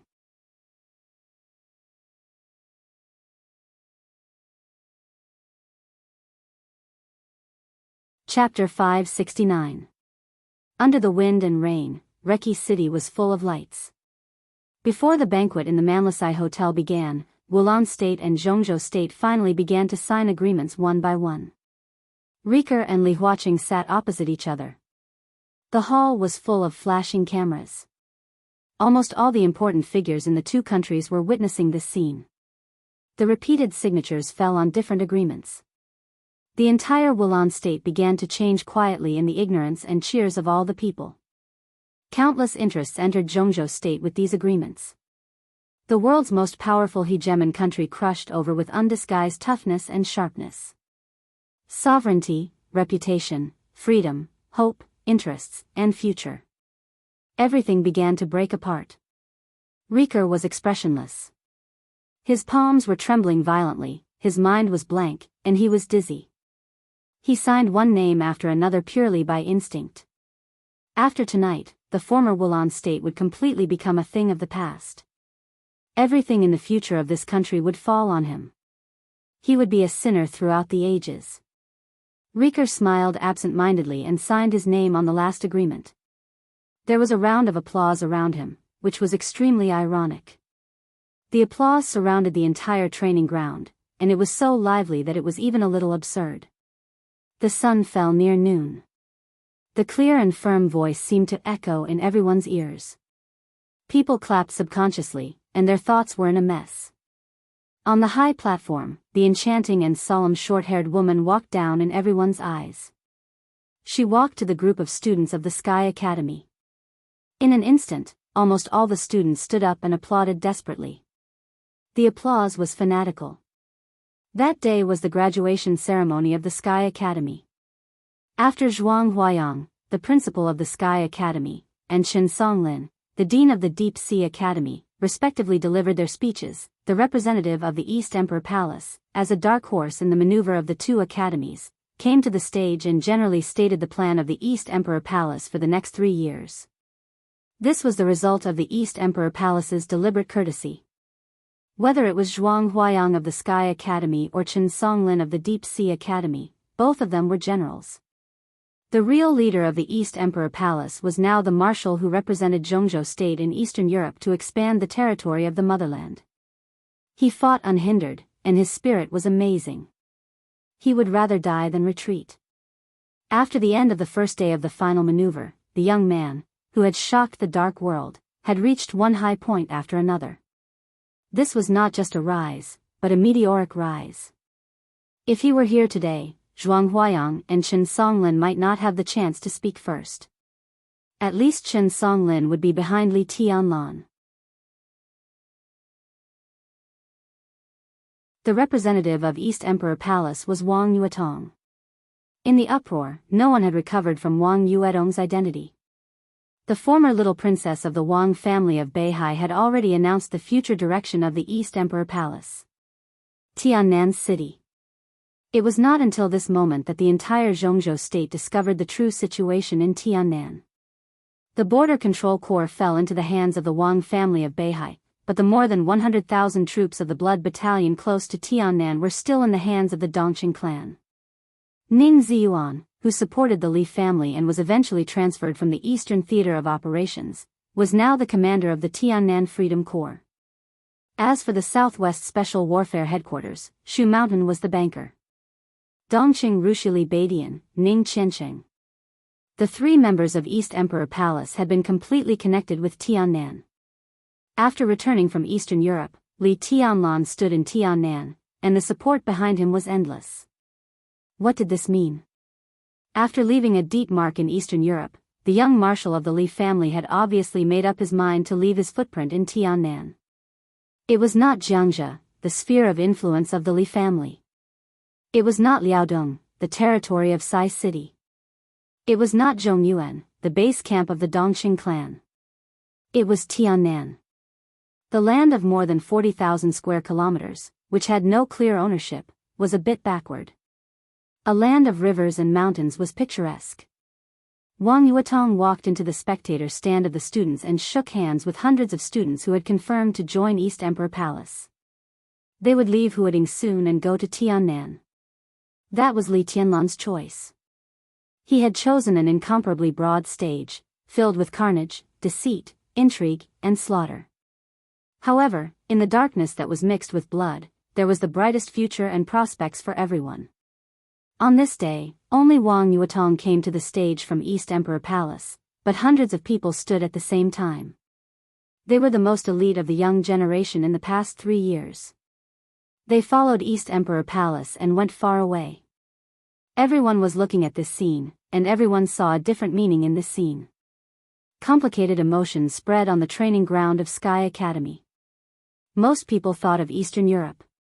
On this day in Eastern Europe, the old era had just passed. On the same day in Zhongzhou State, a new era had begun. From beginning to end, Gu Xingyun, the so-called god of war in Zhongzhou State, had never appeared on the scene. Snow Country. In the Grand Palace, the president of Snow Country, who was born in the Violet family, received a man who was as strong as a giant with surprise. The man was tall, and his gray clothes looked a little dirty. His face was covered with countless tiny scars, and he looked extremely embarrassed. But he stood in the palace with his own momentum. Inside and outside the palace, all the palace warriors knelt on one knee. He had always been strong internationally. This chapter is not over. Please turn the page. The president of Snow Country, who was even a little overbearing, strode over and gave the giant a big hug. Welcome back. The tone of the president of Snow Country, Jia Delan, was sincere and emotional. This is my world. As long as I don't die, I will come back no matter what. The voice of the giant man was steady and thick. The president laughed heartily. For a moment, the compromise and concession that he had thought about before completely disappeared in his heart and turned into passion and heroism. He was the leader of this fighting nation, so of course, he should have a stronger desire to fight than anyone else. He looked at the giant in front of him and said in a deep voice, "What do you want?" "I want to get my things back." The giant's tone was flat. President Jia Delan hesitated for a moment and then said decisively, "Of course, it belongs to you. I also want the polar bear." The giant's voice became deeper and deeper. "I need his strength." In the hearts of countless people in the dark world, the polar bear of Snow Country was not a big animal that lived in the polar region and was extremely ferocious but looked a little cute after being tamed. Instead, it was a cutting-edge force that was always protected by Snow Country and rarely used. That was the most elite force of the entire military of Snow Country. The military of Zhongzhou State had the most elite and most terrifying Thunderbolt Battalion. But under the Thunderbolt, there were also the Bloody Massacre, Black Dragon, Pegasus, and Polar Bear, in a sense, was the trump card of Snow Country. This was a force that could dominate the world. However, very few people knew that the so-called Polar Bear unit was actually 2 units. The former was the Arctic. The latter was the Bear. What the giant wanted was the Arctic Army and the Bear Army. President Jia Delan took a deep look at him and said without hesitation, "Yes." The giant nodded and said, "Thank you." "No problem." President Jia Delan's voice was serious and cold. "At this time, I can give you whatever you want. But the question is, what can you give me?" "Order." The giant's tone was calm. "I can give you order, an order that only belongs to our own people. Snow Country only belongs to the people of Snow Country." His voice covered the whole palace. All the palace warriors were shocked at the same time. The giant turned around and looked at the orderly figures of the warriors in the palace. He said calmly, "Who dares to fight with me?"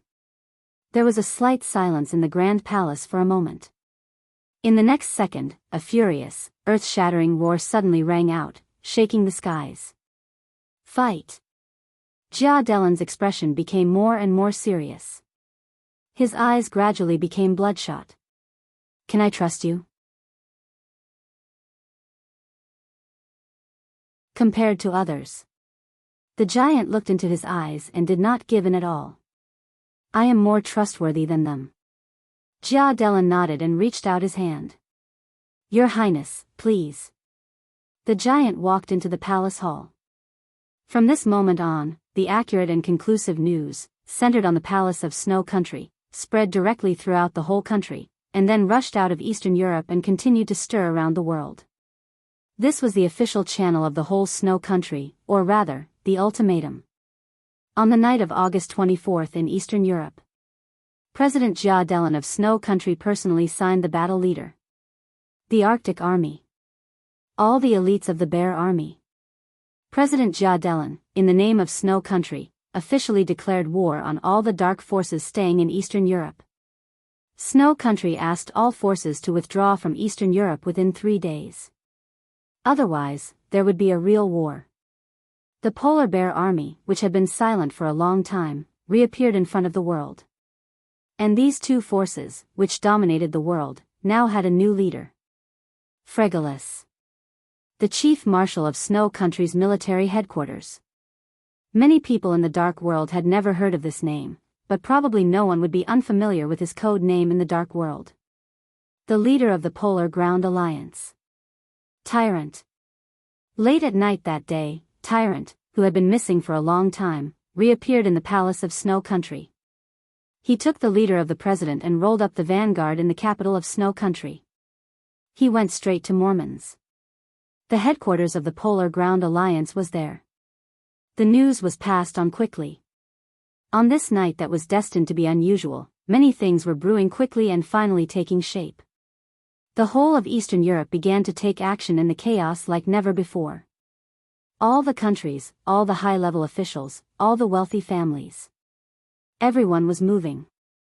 Different positions, different demands, and different expectations directly erupted into a huge collision after a short period of brewing. The aftermath of the collision began to spread throughout Eastern Europe. President Jia Delan of Snow Country had convened several heads of state for a conference call. In Reki City, many patriarchs of wealthy families were nervously waiting for Li Tianlan's final reply. The grand banquet had begun. The agreement that had just been signed was sent back to Yuzhou as soon as possible under the cover of the army. The plane passed through the clouds. Under the clear sky, Wang Xingxiao, who was holding the sword box, became more and more calm and indifferent. In the hotel in Reki City, Li Huaqing received a call and directly threw the cup in his hand in anger. In the hospital, Situ Tsanyue was restless. In the ward next door, Qin Dongchao was talking with his younger brother Qin Shilai about the past. Raphael, the leader of the Dark Knights, was still in a coma, but he gradually showed signs of waking up. This chapter is not over. Please turn the page. Li Shi walked through the streets and alleys of Im and continued to move forward. The bus ran in the dark, and Mormons was getting closer and closer. Wang Tianzong began to practice calligraphy again. The vehicle cut through the wind and rain in the dark. Tribulation held the steering wheel tightly. The engine was roaring wildly, and his eyes were completely dead. There was silence in the square. Tens of thousands of elites of the Snowdance Corps were imprisoned in the square like statues. The elites of the Purgatory of Heaven capital began to gather toward the castle where deity was. In the church, Arcis, the Saint War Angel of the Vatican, looked at Holy Virgin Angel, who was tied to the cross and covered in blood, and was roaring hysterically. Angel's face was numb. Several burly saint warriors pounced on her with a grim smile and tore apart her long dress. Angel, who had been disheartened for a long time, began to struggle desperately. With a scream, a thick steel needle directly pierced her delicate wrist and nailed her arm to the cross. The white dress was torn to pieces and kept flying. All the beauty began to be torn apart in the final madness, broken, and finally desperate. Lin Fengting redetermined the movements of some of the elites of the Lin clan in the manor. In the manor with birds singing and flowers fragrant, the dense fog had begun to rise uncontrollably. The door of the hall of the castle was closed. Deity, dressed in a wide robe, took off his shoes, stood on the ground, and began to meditate. In Lin and City, Li Honghe stood on the mountain, looking in the direction of Eastern Europe, and was muttering to himself. At the junction of Snow Country and Jiang Shangyu, who had disappeared, was holding a bottle of wine, looking out of the window at the wind and rain, and smiling carefreely. At the airport of Huading, Wang Yuetong had already boarded the plane with the members of the East Emperor Palace. All over the world. Beautiful, cruel, urgent, cold, proud, and desperate. This era, the next era, the young, and the older generation. Everyone and everything began to converge crazily. Outside Reki City, in the continuous rain, a black vehicle drove over. The master of Samsara Palace put on a black mask and a black cloak. Flaming Fire stood beside the master of Samsara Palace and looked at Li Tianlan. Her eyes trembled violently. Qin Weibai took Li Tianlan's hand and said softly, "I'm leaving. Remember what you promised me. You will take me to Tiannan." Li Tianlan nodded with a smile and touched her hair. He looked at the master of Samsara Palace and said solemnly, "Stay alive." The master of Samsara Palace did not speak, just looked at him quietly. Her eyes were deep and calm, so deep that they seemed to be able to accommodate all emotions. From now on, she spoke slowly, her voice difficult and hoarse. But as she spoke, her voice became smooth, steady, and a little cold. "Be careful." Li Tianlan did not answer, but repeated again, "Stay alive." The master of Samsara Palace waved her hand, turned around, and walked into the black car. Qin Weibai put her arms around Li Tianlan's neck and kissed him. Then she got into the car. Flaming Fire stood by the car and looked at Li Tianlan for a long time before she slowly turned around. The black car started. The wind and rain scattered between heaven and earth. The car lights were getting farther and farther away, and finally became extremely faint. Li Tianlan watched quietly, and for a moment, he seemed to be at a loss. In the moving car, Flaming Fire looked at the master of Samsara Palace through the rearview mirror with a complicated look in her eyes. In the wind and rain that they had been walking for a long time, the master of Samsara Palace suddenly said, "Stop the car." There was a flash of light in Flaming Fire's eyes, and she stepped on the brake immediately. The master of Samsara Palace opened the door and looked at the road. The world was filled with wind, rain, and darkness. The road was far away. Vaguely, in a trance, there seemed to be a person standing in the wind and rain, motionless. The master of Samsara Palace took a step forward subconsciously. Her foot fell, and she finally froze on the spot. At this moment, in the night, he stood far away from her, and she stood far away from him. The distance was not very far. Separated by darkness and wind and rain, it was as far as a natural moat. The master of Samsara Palace stood there, looking at the night deeply. She still had a lot to say. But she couldn't say a word. Under the night, the two people stood far away from each other, looking at each other. Like joy, like sadness. Like thinking, like forgetting. At this moment, no one knew what she was thinking. Time seemed to have passed in a moment, but also like thousands of years. The master of Samsara Palace moved her body, turned around, and walked back into the car. "Let's go," she said slowly and closed her eyes.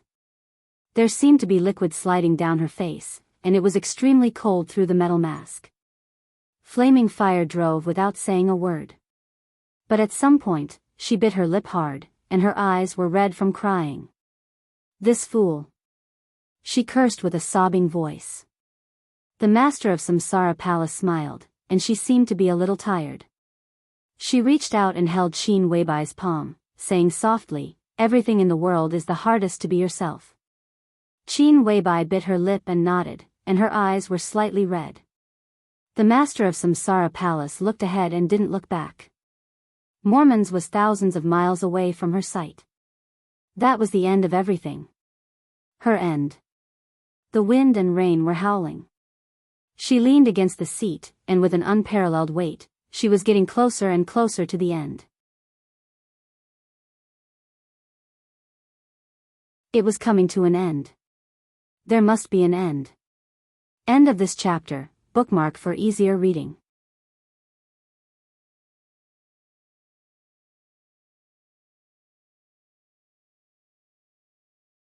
Chapter 570. The sky was getting darker and darker. The polar ice wind in Mormons, which was colder than that in Reiki City, blew into the church, but it did not wake up the people in the church. The fanatical atmosphere full of desire was getting higher and higher. Some crazy gasps and low roars became the only melody in the church. The solid wooden cross had been completely dyed red with blood.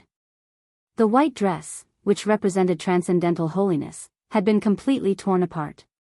The blood-stained cloth was scattered around the cross, and the blood was dripping. On the cross, the woman whose limbs had been pierced by steel nails looked pale and numb. Countless disgusting liquids covered her body. She was naked. Her once white and tender body was so beautiful that no one dared to look at it directly.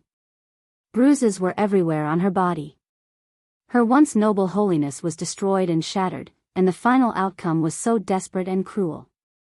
The woman's eyes turned slightly and she looked at Arsis, who had been standing in the hall. The tall Arsis looked at her coldly. His eyes were cold, resentful, and happy. Another group of saint warriors hurriedly took off their clothes and rushed up. Their crazy voices, which were almost irrational, sounded. The whole hall had become the best place to vent their animal desires. No one could describe this feeling. It was absurd and comfortable to the bone. After all, at this moment, the person who was being wantonly insulted and played with under their bodies was the Holy Virgin of the Vatican. Just thinking about this kind of feeling was enough to make these saint warriors, who had firm beliefs, lose their minds. Groups of saint warriors went up and came down, over and over again. The cross had been completely dyed red with blood. Angel's body was nailed to it and she suffered countless ravages. Her expression did not change, and she just looked at Arsis quietly. There was no emotion in her eyes, only numbness and dullness. It was the despair of her entire soul being completely destroyed. The disgusting liquid flowed down with the blood. The strange smell in the hall was almost unbearable. Arsis took 2 steps forward and came to Angel. "Do you regret it?" He looked into her eyes. B*TCH, this is what you deserve. You betrayed the Vatican and your own faith. You will fall into hell and accompany the devil. Are you satisfied with such an ending? A glimmer of light gradually appeared in Angel's eyes. For her, it was like being cut into pieces by 1,000 knives. Her voice rang out in the slightly dark hall, and she enunciated clearly. "I have brought this upon myself, but what about you? What's the difference between your actions and the devil's?" She spoke in Chinese. As the Holy Virgin of the Vatican, she had been thinking about speaking Chinese and Mandarin for many years. Arisis's eyes suddenly flashed with rage. "Pa!" He slapped Angel hard in the face.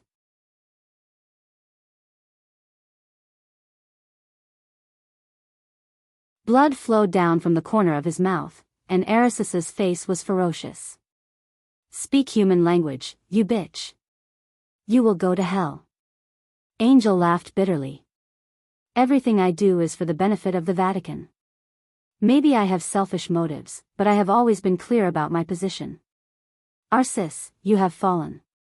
You are not worthy of the title of Saint War Angel." "Not worthy?" Arsis suddenly reached out and grabbed Angel's chin. He roared somewhat crazily, "You say I am not worthy? What about you? While you were being played with by that filthy, lowly assassin, have you ever thought that you are the Holy Virgin of the Vatican? Ah. In the 1,000-year history of the Vatican, you are the lowliest Holy Virgin. You are simply a disgrace to the Vatican. I heard that you have that heretic's child. Do you like men very much? How about now? You now have dozens of men who have slept with you. Do you feel good?" He slapped Angel's face hard and said coldly, "I am not an angel, but you are not a holy virgin either. You are just a lowly whore. I love him." Angel's voice was weak. "But I have never given up my own position." "Arsis, what do people like you know?" Arsis really did not understand. Because Angel was too weak and her voice was soft, he did not even understand the meaning of Angel's words. This damn woman, until now, was still speaking Chinese, which he was not very familiar with. I have informed him. Arsis said coldly, if he cares about you, he will come here. So you are very lucky. Before he appears, you will not die. During this period, you will still have many men. Enjoy it. Your Highness Holy Virgin, I will catch him and crucify him with you on the cross. You should all be purified. Angel's body moved. Just as she was about to speak, a sigh suddenly sounded. This sigh with incomparably complex emotions was deep and old. For a moment, it seemed to pull everyone's soul into it. Everyone, including Arsis, froze on the spot for a moment, with confused eyes. In the hall that exuded a subtle stench, the Pope in white walked in. Are you from the North Island? I am from the Northeast. Northeast? Northeast of Zhongzhou State. Oh. I haven't been to Zhongzhou State yet. My name is Ariel, from Italos. My name is Situ. This is my surname. Goodbye. What a coincidence. Haven't you left yet? Do you also like cherry blossoms? No. Then what are you looking at? Looking at the sea. The sea in the North Island is not beautiful. The other side of the sea is beautiful. Oh, I don't like it there. I don't like that mountain. People in Italos don't like that mountain. I don't like it very much either. I've been very happy these days. See you tomorrow. I'm leaving. Where are you going? Home. Oh, Zhongzhou State. I don't seem to be very welcome there. But I think I will go there. But Chinese is very difficult. Can you teach me?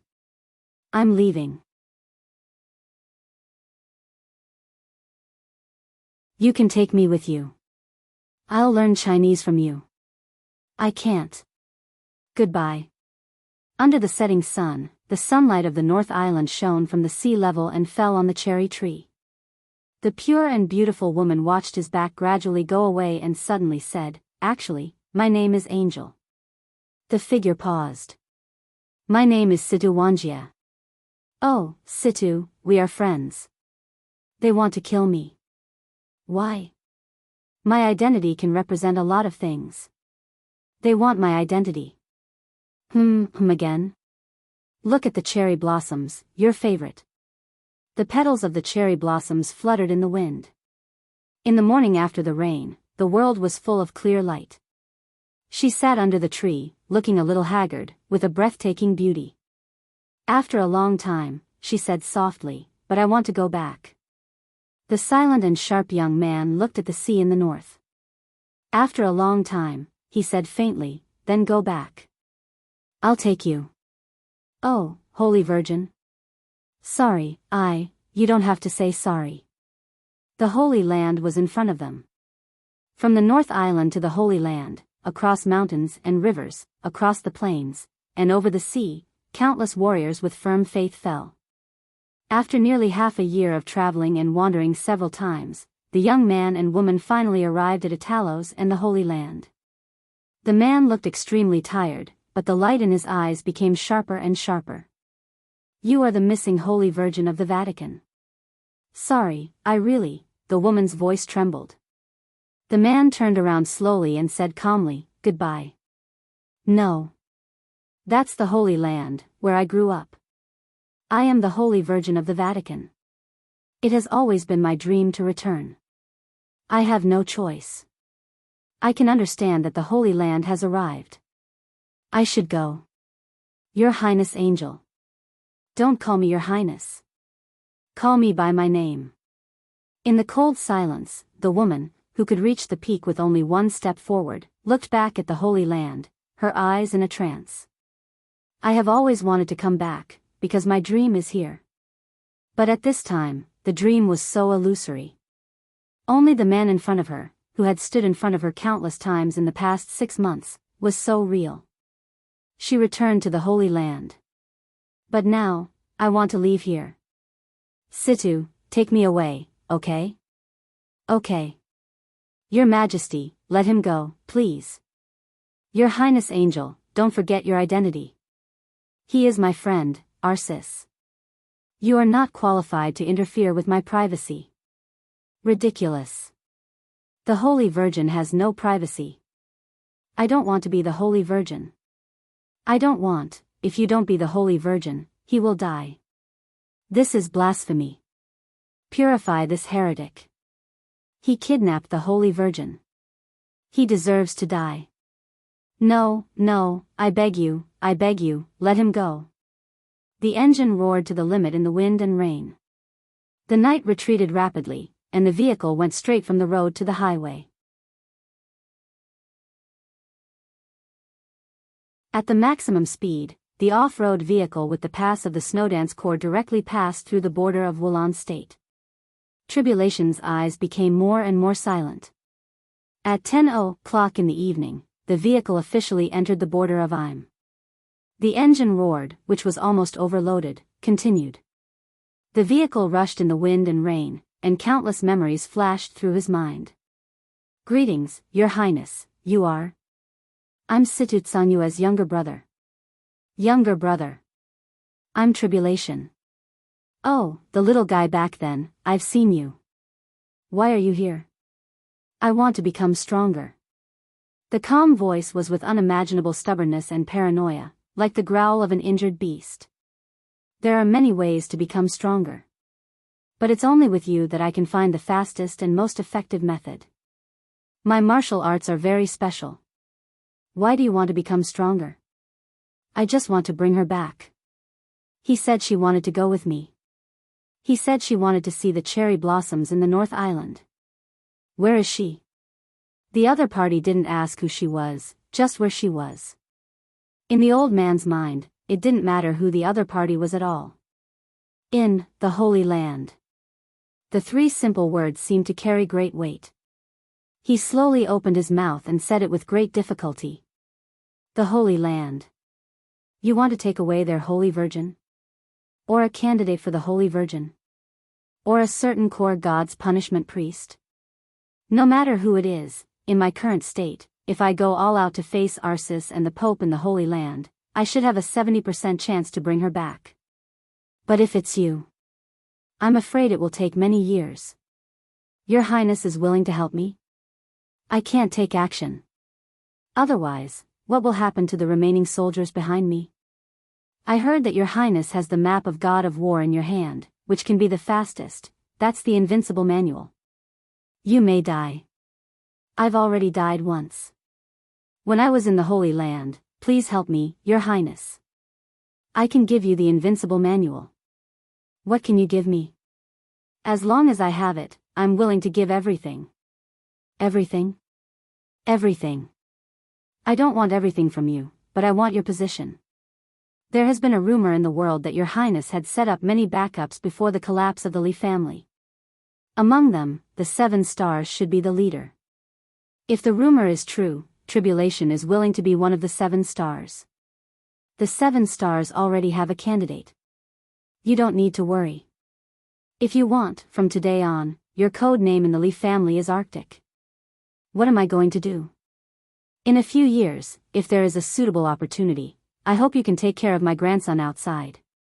The old man pointed forward.